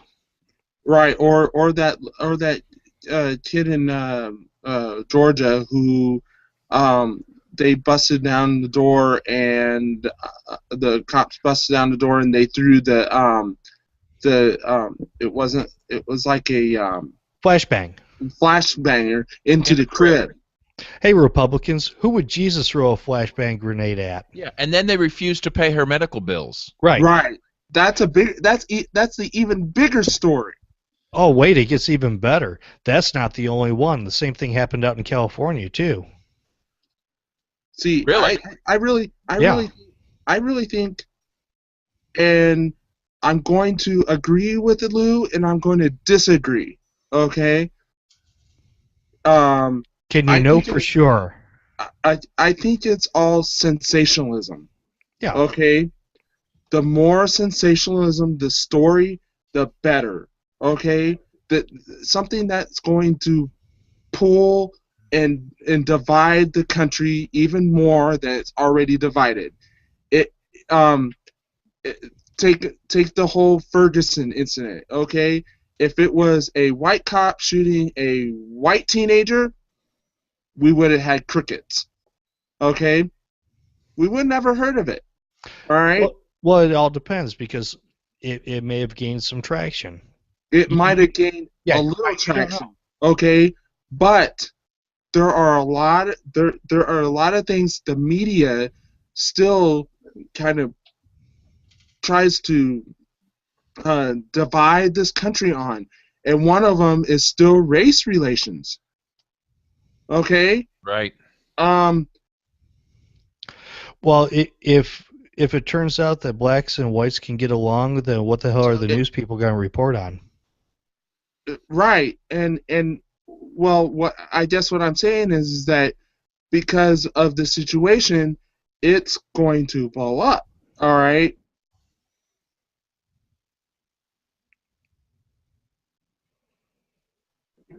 Perceived racism, okay, is going to grab someone's attention more than just, oh, okay, well, there's another black on black shooting. Oh, well, you know those freaking black people, they're always shooting each other all the time. No big freaking deal. Okay? But when it comes to, you know, something like that, or even the whole Ray Rice thing, or you know, or the Adrian Peterson thing.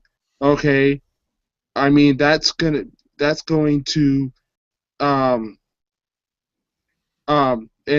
when I met my wife, okay, I'm in an interracial relationship, okay, a marriage, all right, and she used to watch Cops all the time, the show Cops. All right.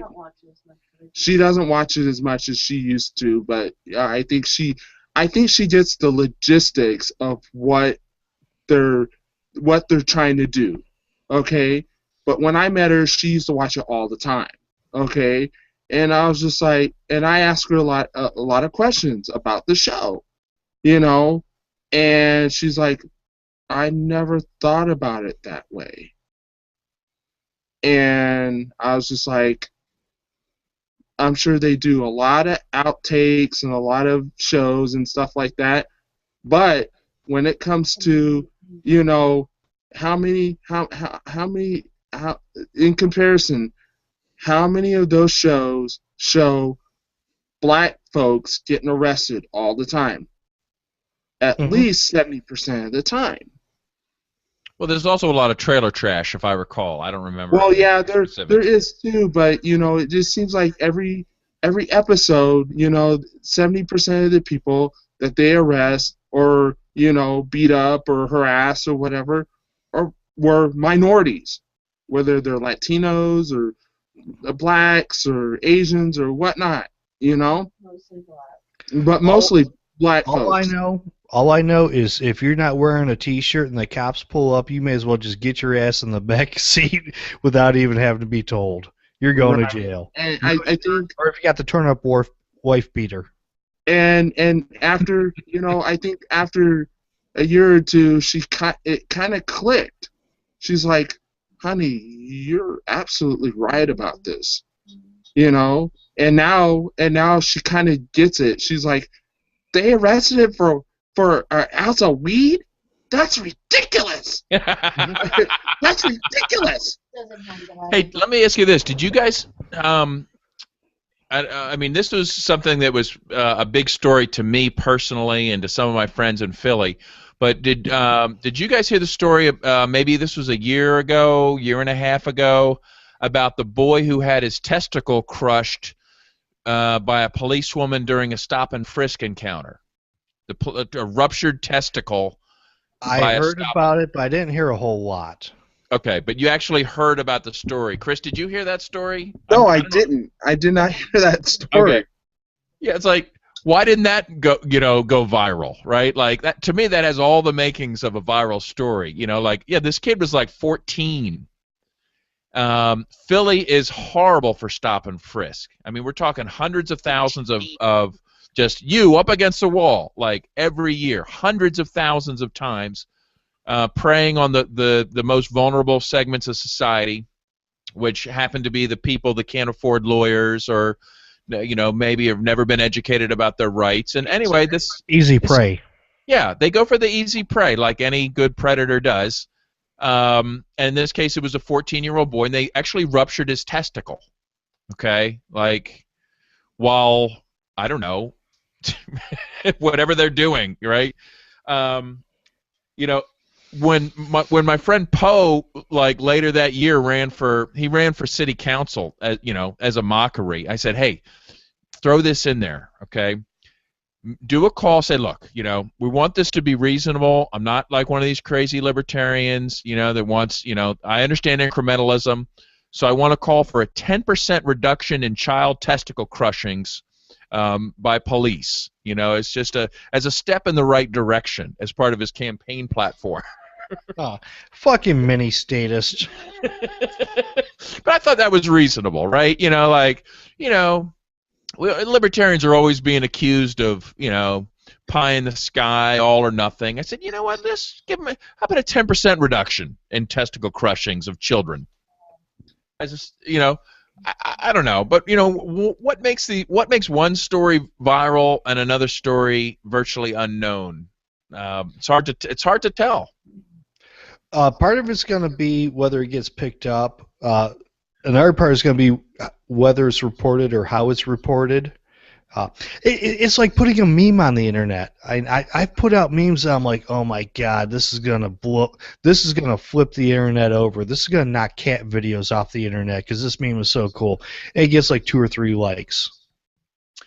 Now, would this be campaign for a longer leash memes? It could be anything. Okay. There were campaigns for a longer leash ones that I thought were gonna go wild, but they didn't. Same with on the Freedom Fiend. Same with the Art of Not Being Governed. Okay. All great topics as far as I'm concerned. Great sources for humor. When you get 2 likes, I'm probably one of them. I'm just guessing. I'm in on all of them. Campaign for a longer leash. Is that your brainchild, Lou? I just kind of assumed it was, but I don't. You've never actually taken credit for that that I've ever heard. Okay, pretty much it is. It came from me referring to Campaign for a Tiny Bit More Liberty as Campaign for a Longer Leash. And now that there's a Campaign for a Longer Leash page, I can't refer to Campaign for a Tiny Bit More Liberty as Campaign for a Longer Leash anymore because it's 2 separate entities. But where it came about was I was in one of my Facebook groups, and one of the mini statuses from Campaign for a Tiny Bit More Liberty was popping off and just being fueled with vinegar and water. And I wake up the next morning and I check Facebook. I don't go grab the newspaper off the driveway. I go grab the computer off the table. And I'm scrolling through Facebook, and notification says, Tom has invited you to like his new page, Campaign for a Longer Leash. And it says, Tom has made you an admin for Campaign for a Longer Leash. I'm like, okay, cool. And I go check it out, and we started going wild. So there's 3 of us from Not Being Governed on there. Okay. There's another guy from Michigan. He hasn't done anything in quite a while. I haven't done a hell of a lot either. And then Nima Fadati's mom is like, I may as well just call it her page now because she's taken it over and she does such a great job. Her creativity is unbelievable. Her meme making skill is out of this world. She's just aces. Nice. Okay, all right. Campaign for a longer leash. That almost sounds like campaign for limited slavery. Exactly. Exactly. Now here's the best part. One of my buddies, he's really involved with Campaign for a Tiny Bit More Liberty, and he's definitely a lot more one of us than, the, oh, we're going to get back to the magic parchment, and that's going to make everything all right.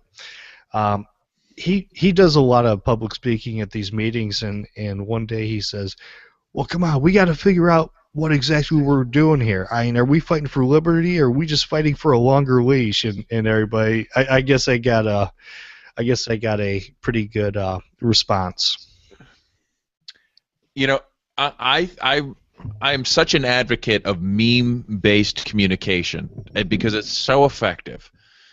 And I think these longer leash memes have been just brilliant and so effective. I mean, at least they affect me. I don't know how the world feels about them, but to me, there's just a way of nailing an issue with a few words and a graphic that 1,000 podcasts or blog posts will just never touch.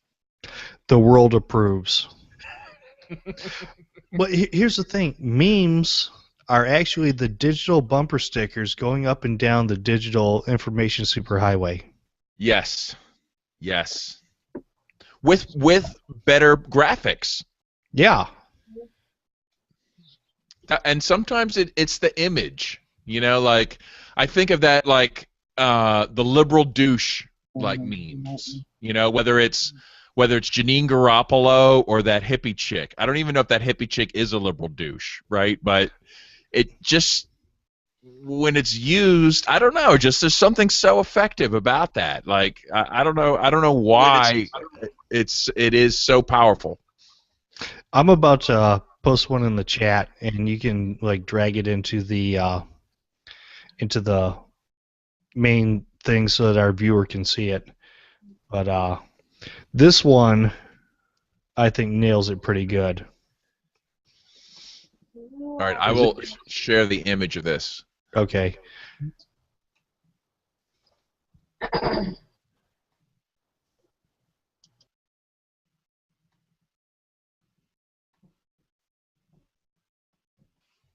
I don't know how to work all this fancy Google Hangout stuff. It's there's a share. If you look on the left, there's a screen share. It's a green rectangle with an arrow. Okay. You click it, and then it gives you it shows you all your windows that you can share. Oh, so okay. I'm selecting that window right now, sharing it,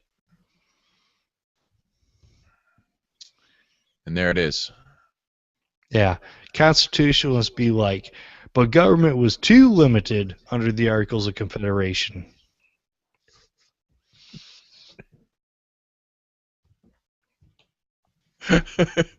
Right, because if it's not powerful enough, how can we limit it? It's gotta be Exactly. really- yeah. But without government, who would repeal all the laws? Right. And like somebody posted a photo comment of the Batman slapping Robin, which again is a classic. Another great meme format. Like, it's excellent. Oops, let's see, I shouldn't have done that. Let's see. Well, I see that you took us to Campaign for a Longer Leash. Yeah, I was on that. I accidentally closed that picture, forgetting that I was sharing it. So I'll just unshare myself. There we go.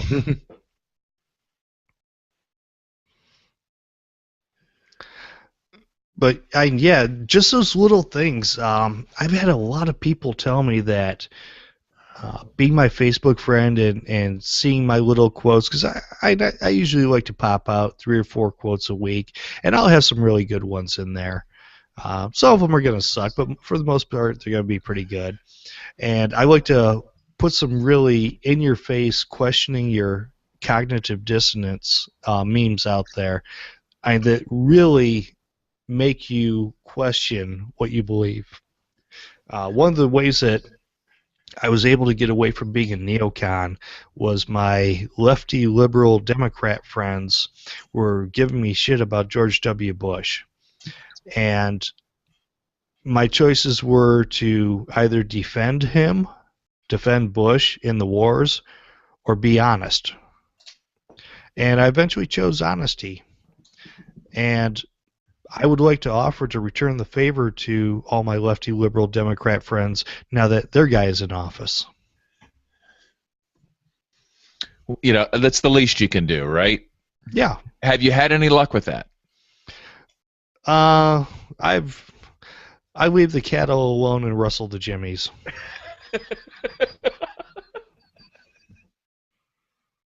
So, yeah, some people, they're just so in the tank for Obama that he could drone them and they'd say thank you for your service. I hear you. Well, wait till it's Hillary, you know, who, like, one of her largest campaign donors is Fox News. Like, how is that going to play? You know what I mean? This, like, hawkish. I mean, is there name one position Hillary has that's not identical with the worst neocon on Fox News? Name one position. I Doggy style. Like, I'm sorry. I crossed the line. That was uncalled for, and a shame on me. I don't know. Yeah. I guess you're right. They would consider that immoral. I don't know. What'd you say, Lou? I didn't catch that. Doggy style. You know what? I was about to say the same damn thing.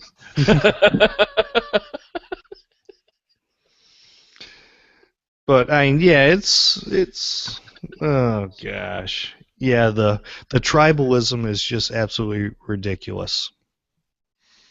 I remember when like years ago, one of my liberal friends says, "Hey, how did your guy Michael Badnarik do? You know, in the election?" I said, "I don't know. You know, 0.5%. How did Skull and Bones do?" I mean, and which was which? Well, Skull and Bones was Kerry and Bush. Yeah. Like, they were both Skull and Bones. Yeah. So it was Skull and Bones against Michael Badnarik in that election. Like, I think there's a couple other nobodies in there too. Some green guy, or I don't know. You know, who cares? Yeah, I think the Green Party is overflow from CPUSA. Communist Party. Yeah. They're adorable. Come on, you know. I went to this. I was at this thing in Brooklyn. This is a fun story. Okay, it's the Brooklyn Peace Fair. Okay, it's a really interesting event, sort of a convention of peace activists. And there's all these tables. Okay, tables of different organizations, some really interesting organizations, and they had some speakers. You know, kind of like any convention. The Green Party was there, and they had this neat exhibit set up, where you walk up to the table, okay, and they've got like 6 different jars, okay, and one is labeled education, the other's labeled national defense, the other's labeled, you know, environmental protection, or what, I forget what the others were, and they hand you a roll of pennies, okay, and they said, well, we want to see how you would distribute, you know, the taxes, okay. And I said, oh, let me try this. So they hand me a roll of pennies, and I put it in my pocket. Said, I'm a libertarian. I think people should be able to keep their tax money for themselves. And I just walked away. It's like, Oh yeah, but that's not very socialistic of you. Hey, I made 50 cents. Okay, so I was rather proud of myself. But I don't know if I taught the guy a lesson or not. But you know, I don't know what he was trying to do. Was to try to show how taxes should be distributed versus how they are distributed. I don't know. You know, there was no like bucket for banker bailouts or drone wars or the strategic raisin reserve, or whatever else they usually spend the money on. For the children. for more prisons. Yeah. For the children. More children prisons. I used to be a horrible neocon and just a filthy statist. And I remember one of the things that kind of changed me on weed, because I smoked a little weed in high school. I wasn't real big into it. It just really wasn't my thing. But I thought it should be illegal, even though I completely blatantly ignored the law when I smoked weed back in the 80s. And for some reason, I always believed that it should be illegal. And I guess when I started getting into the libertarian phase, and this is before I even heard of libertarianism, I had to ask myself, okay, well, I know a lot of people that have been smoking weed for a long time, and yeah, there's some people that are fried out, but you know what? As I think back, they were pretty fried out to begin with. They weren't working with much. But I know people that smoke weed recreationally or even habitually, but they still raise families, they still have jobs, they still do all this stuff. So should I take a look at how they are as a person, or should I take a look at how government says that they should be and that they're bad because they disobey government? And when you ask somebody, when you break it down to somebody like that and personalize it a bit more, here's one for you. You go say to somebody who supports the drug war, if you caught your 15-year-old with marijuana, would you call the cops on him or her? Well, no, I'd handle it myself. Okay. Well, if you wouldn't call the cops on your kid, why would you call the cops on somebody else's kid? And I just really hit them right in the cognitive dissonance. And how do they respond to that? It usually involves a lot of stuttering, stammering, occasional twitching. Reminds me of a fun meme I saw where it's a picture of an old lady like peeking out the window. She goes, "I see some kids out there. Better call the cops." Yeah, exactly. Exactly. How would you feel if the cops came and tasered your kid and hauled your kid off to jail?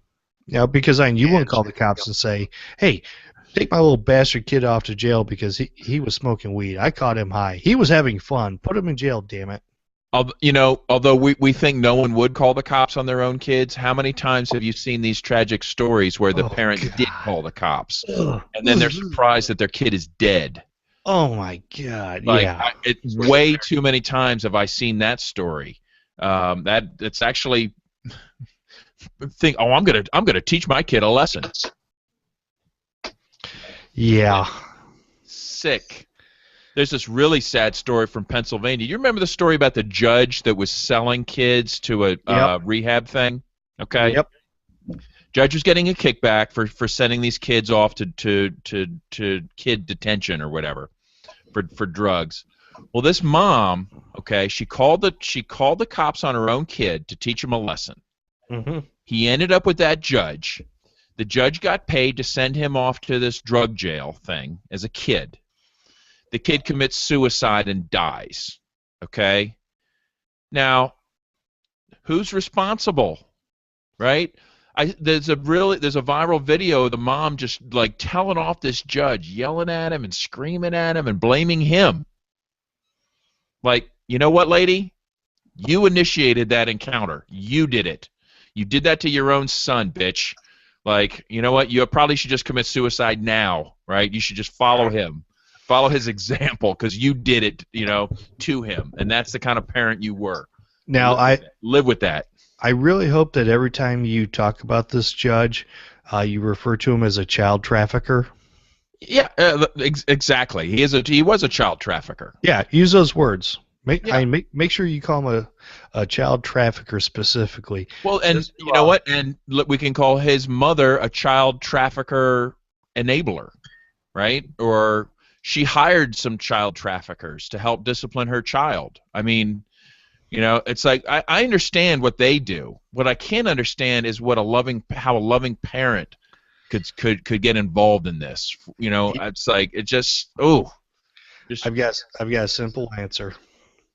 The state is the only religion that still demands child sacrifice. So it doesn't matter if you're taking your kids to the recruiting office. It doesn't matter if you're calling the cops on your kids to straighten them out. That's child sacrifice. right. Or look, somebody's got. You know what? We got to calm that volcano somehow. Yeah. If you don't like human sacrifice, why don't you just become a virgin and change the volcano from the inside? Speaking of meme power. Yeah. Yep, that's one of mine. Oh, okay, excellent. As a matter of fact, I had said that on one of Larkin's posts, and it kind of took off, so I'm like, well, shit, and there's got to be something on Google Images. I may as well just meme it up. So I did. Are you, Lou? Are you friends with Steve Miller on Facebook at all? No. Okay. I've seen him a couple times. At least I don't think that I am. I've seen him a few times. He's our local meme master. Okay, and Okay. I need to, and he's absolutely hilarious as a human being. Like you two need to be friends. I'm going to see what I can do to facilitate that. Okay. I think you would both enjoy each other's humor. Especially if he got competitive. He's the only one I know that's ever made memes of me. Which, you know, he made one it's like me, like I'm like driving a motorboat, and he goes and it says, like, you know, which way is Somalia? You know, it's like I've got a couple that will knock your socks off, and when we go off of the live thing, I'll tell you about them. Ooh, it's that good. Nice. It's that good.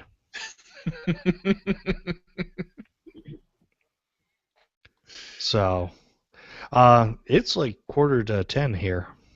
We've been going on for a very long time. I don't know if our audience member can handle it for this long. I don't know. Actually, we have two. Oh, nice. Do we know who they are? No, we do not know. I think we should put a general message out to audience members that, like, you know what? You should just, like, come on to the discussion. Like, you should just join the video call. Like, if you're gonna waste your time watching, you should at least, like, join in. I think one of them is Kirsten. Oh, I know Kirsten. I remember she did a presentation to my friends in Detroit, the Michigan Peace and Liberty Coalition. She was doing her jury nullification FIJA stuff. Right. She is a beer and bullshit all-star, I would say. Oh, cool. Yeah, she's always welcome on the show, and if Yes. she is watching, she should just join in, because it would be always more fun with her anyway. I asked a lot of questions during her presentation, and miraculously, something happened to the recording, and she couldn't use it. You ruined it, Lou. And she definitely knows how to bullshit with the best. I'll tell you that much. She mailed us chocolate. Okay, that's what we're talking about. Okay, that's Yeah. the level. no shit. Nailed us. Yeah, Yeah. That's It was top yummy. notch. it was excellent. Yeah. You know, if you set up like a Facebook event for the shows beforehand, you know, like send them out like the day before or even a couple hours before, and then threw the link in there, you probably get a few more people. We could get that up to like 6, probably. Yeah. That's awesome. I've seen it. I've seen the when we've gone live. I've seen it as high as 6, 7, but that was when we had Sarah Blinko on the show. When she, Well, yeah. Okay. I've done a couple different shows on the when she Voluntary was talking Virtues about Network. Bitcoin and stuff. So Okay. Yeah, I've done a couple shows on the Voluntary Virtues Network. Rose to Liberty with Randall Parker and the Liberty Geek. I believe that's the title of it. And all the shows over there, they do pretty good promotion. And I've seen like 50, 60 people in there on some occasions. Well, we're a lot more exclusive, you see. Oh, okay. We don't want just any old riffraff. This is for the best of the best. Okay, so you're not like the Fiends where we'll let anybody listen. I mean, we're not about to broadcast into space, for instance. Okay. What? How about into Uranus? Hey, Jim Bab, what's the definition of the Beer and Bullshit show? We're the biggest philosophical. The largest internet discussion, the largest philosophical discussion on the internet about beer and bullshit. Beer and bullshit. That's right. And we will do a DMCA takedown of anybody that challenges us on that. So yes, we will pull a Stefan Molyneux on us. I've got Stefan Molyneux's number on auto dial, ready to go. We will take your ass down.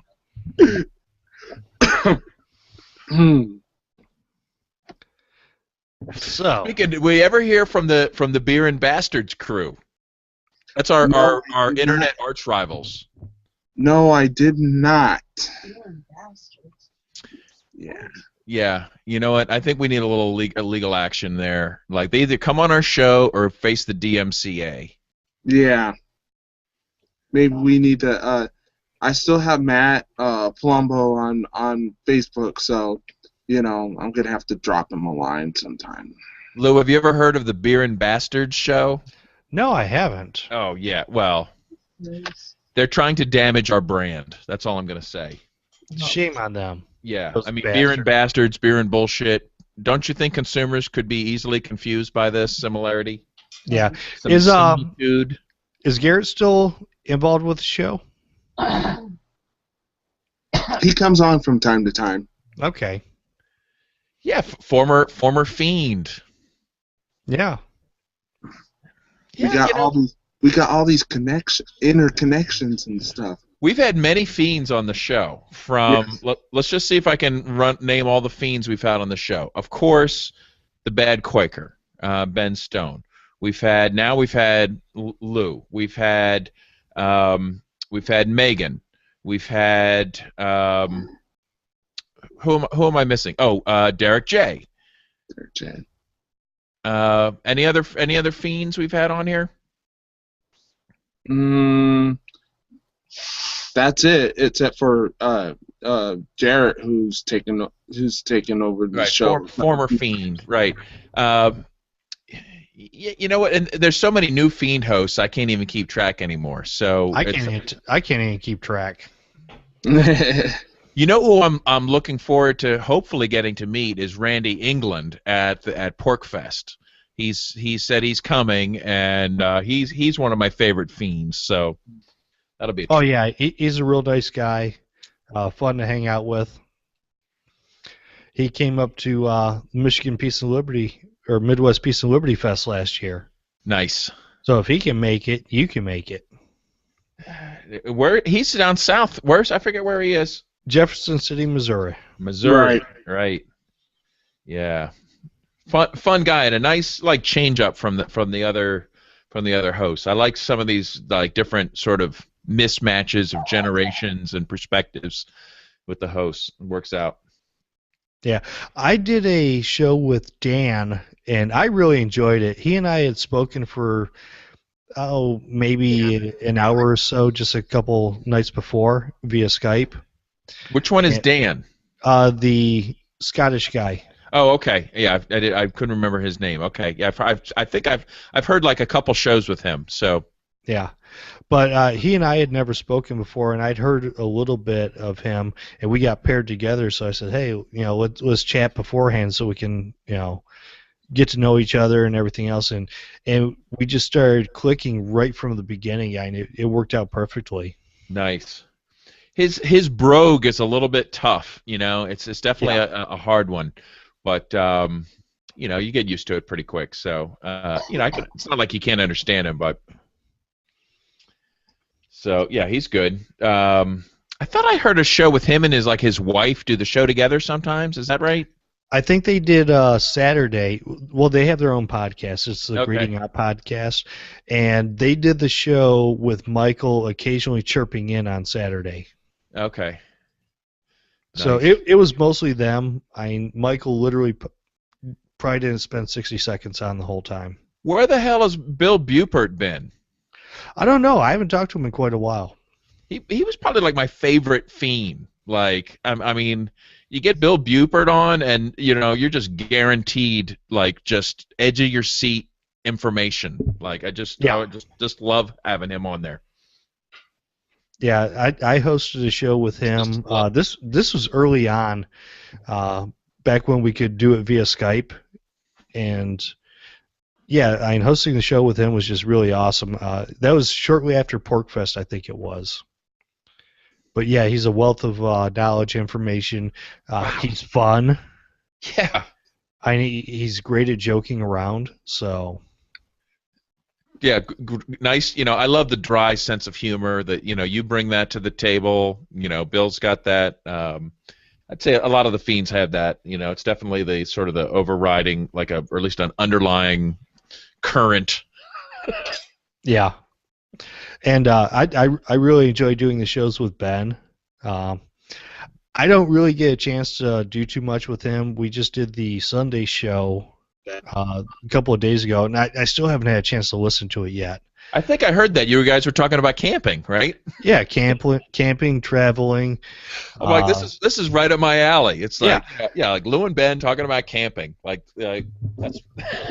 If I could create a radio show, that might be one I would create. Upcoming Liberty events.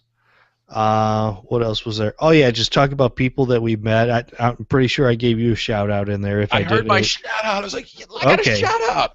Nice. All right, because if I didn't, it was clearly an oversight on my part. No, I didn't. But, I appreciate. I love a shout out. Thank you. Yeah, but talk about people that I've met and making these connections, and then we tied it up with the going back to, or going beyond civil disobedience. Because there may come a time where we need a libertarian underground railroad. That is, to me, that is Ben's best work. That Beyond Civil Disobedience series. I'm constantly recommending that, and I occasionally revisit it myself just to remind me of how great it is. What amazing work. And yeah, we definitely need some underground railroad work. Where would the railroad go, though? That's kind of the question. It's like, I don't know. Where won't it go? But at least, like, Harriet Tubman was like, wasn't she shipping people off to Canada, or at least to the northern states, or I don't know, where did the Underground Railroad end up for people? It all depends. Some of them stayed in the northern states. Some of them went all the way to Canada. But where can ours go? Alpha Centauri. I don't know. Yeah, it could go down south of the border. It could go to Canada. It could go across country. It could go to a remote area in, like in Bearscat, Michigan, or Rabbit Tusk, Wisconsin. Do you what kind of encryption do you use? Do you have something on your phone like Signal or Red Phone or something like that? Actually, I am one of the least techie people that you're going to meet. I am also one of the least in need of it for the most part. Well, until the time for till it's time to be the destination or a node on the Underground Railroad, and then we need to have some secure communications. It seems like to me to be the first step would be being able to communicate. Like I'd be like, Lou, I got a family of 4 headed your way. One's a vegan diet. We need fresh ammo, some FRNs, some clothes for some teenagers. Hook it up. Okay, yeah, I'll be sure to buy some veal at the grocery store. Fuck the vegans. They only eat plants, right? So yeah. But it's getting easier now with encryption, and now that I think with there's if you have an iPhone, it's called Signal. If you have Android, it's called Red Phone, and they operate together, and it's free, and the government's even complained about it, so I think it's pretty good. What if you have a 4-year-old BlackBerry that the battery won't hold a charge? I guess there's always smoke signals. I don't know. Morse code. Me personally, I am a big fan of the low tech, the dead drops and things like that. I'm kind of old school. The time will come. I don't think there's any question about will it come. Right. I think it's a matter of how soon we really need it. I mean, I remember when Bernard von Nothaus was convicted. Remember that about 4 years ago, 4 years ago? Yeah, it's convicted, been a while. And at the time I remember thinking I wish I could call him and just let him know he could hang out in my basement. That dude needs to go on the run. Mm-hmm. But I realized I have no way of contacting him. I have no way of telling him that he has a safe place to go. I have no way, okay, I can't call him. What am I gonna? I could drive to Florida and tell him face to face, but I had no way at the time of doing that communication in a secure way. And I realized okay, well, there's a need for that. Well, that's one, we don't really know how great that encryption is. Just because the government is bitching and complaining about it doesn't mean that it's not backdoored.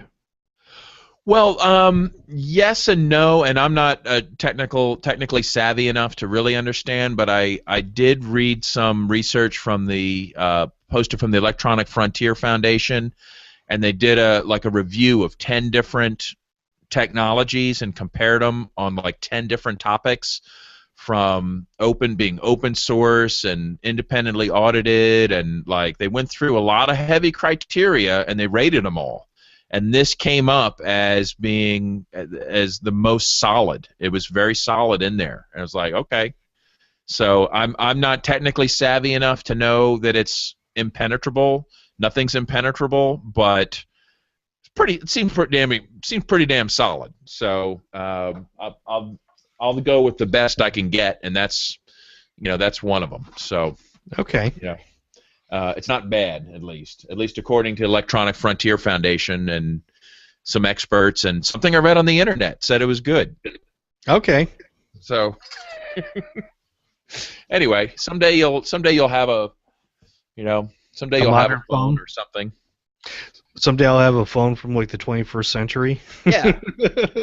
Hey, you come to PorcFest, I will bring you an iPhone and just give it to you. And you don't even need to have a phone service. You can just use it on Wi-Fi and make encrypted phone calls with it. Yeah. Well, cool. I can't do PorcFest this year. I just started a new job. I won't have the time off. I've added an extra day to my drive, and it's already a long-ass drive to begin with. So I'm even going to miss out the Anarchy on the Allegheny, and that's something that I was interested in because I like canoeing and kayaking, things like that, and it's just not going to fly. This time. Yeah. Next year should be an entirely different story and should be a whole lot better off.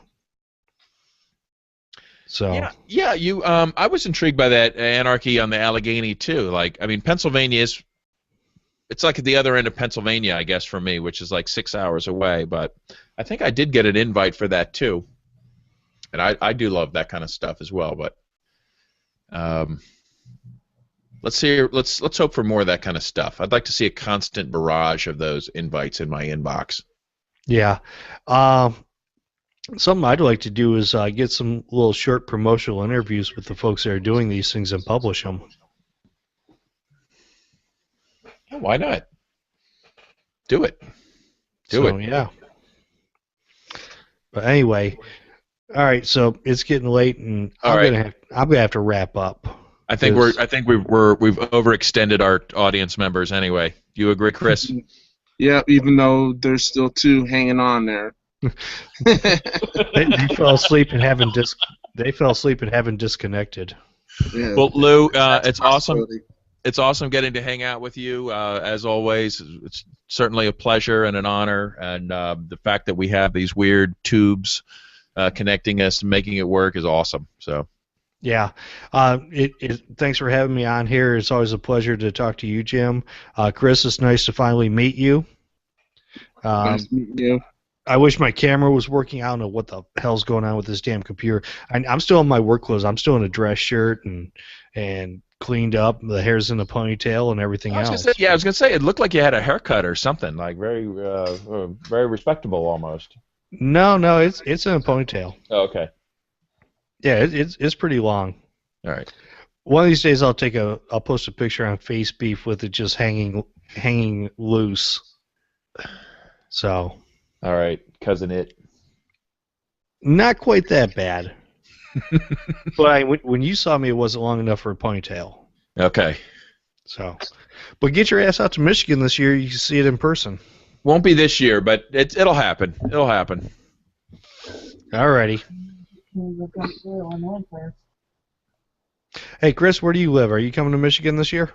No, I don't have any time off yet, so. You aren't. He is in Illinois though, so that seems highly plausible, highly feasible. It's a long weekend thing. If you're in Illinois, I mean, you're a couple hours away.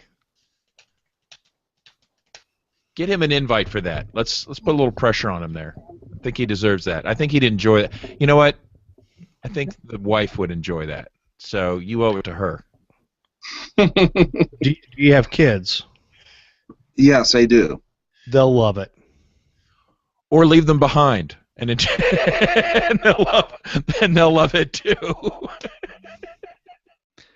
Now, our event is very family friendly as well as adult friendly. So it's a proper mix. Nice. So anyway, yeah, right, everybody come out.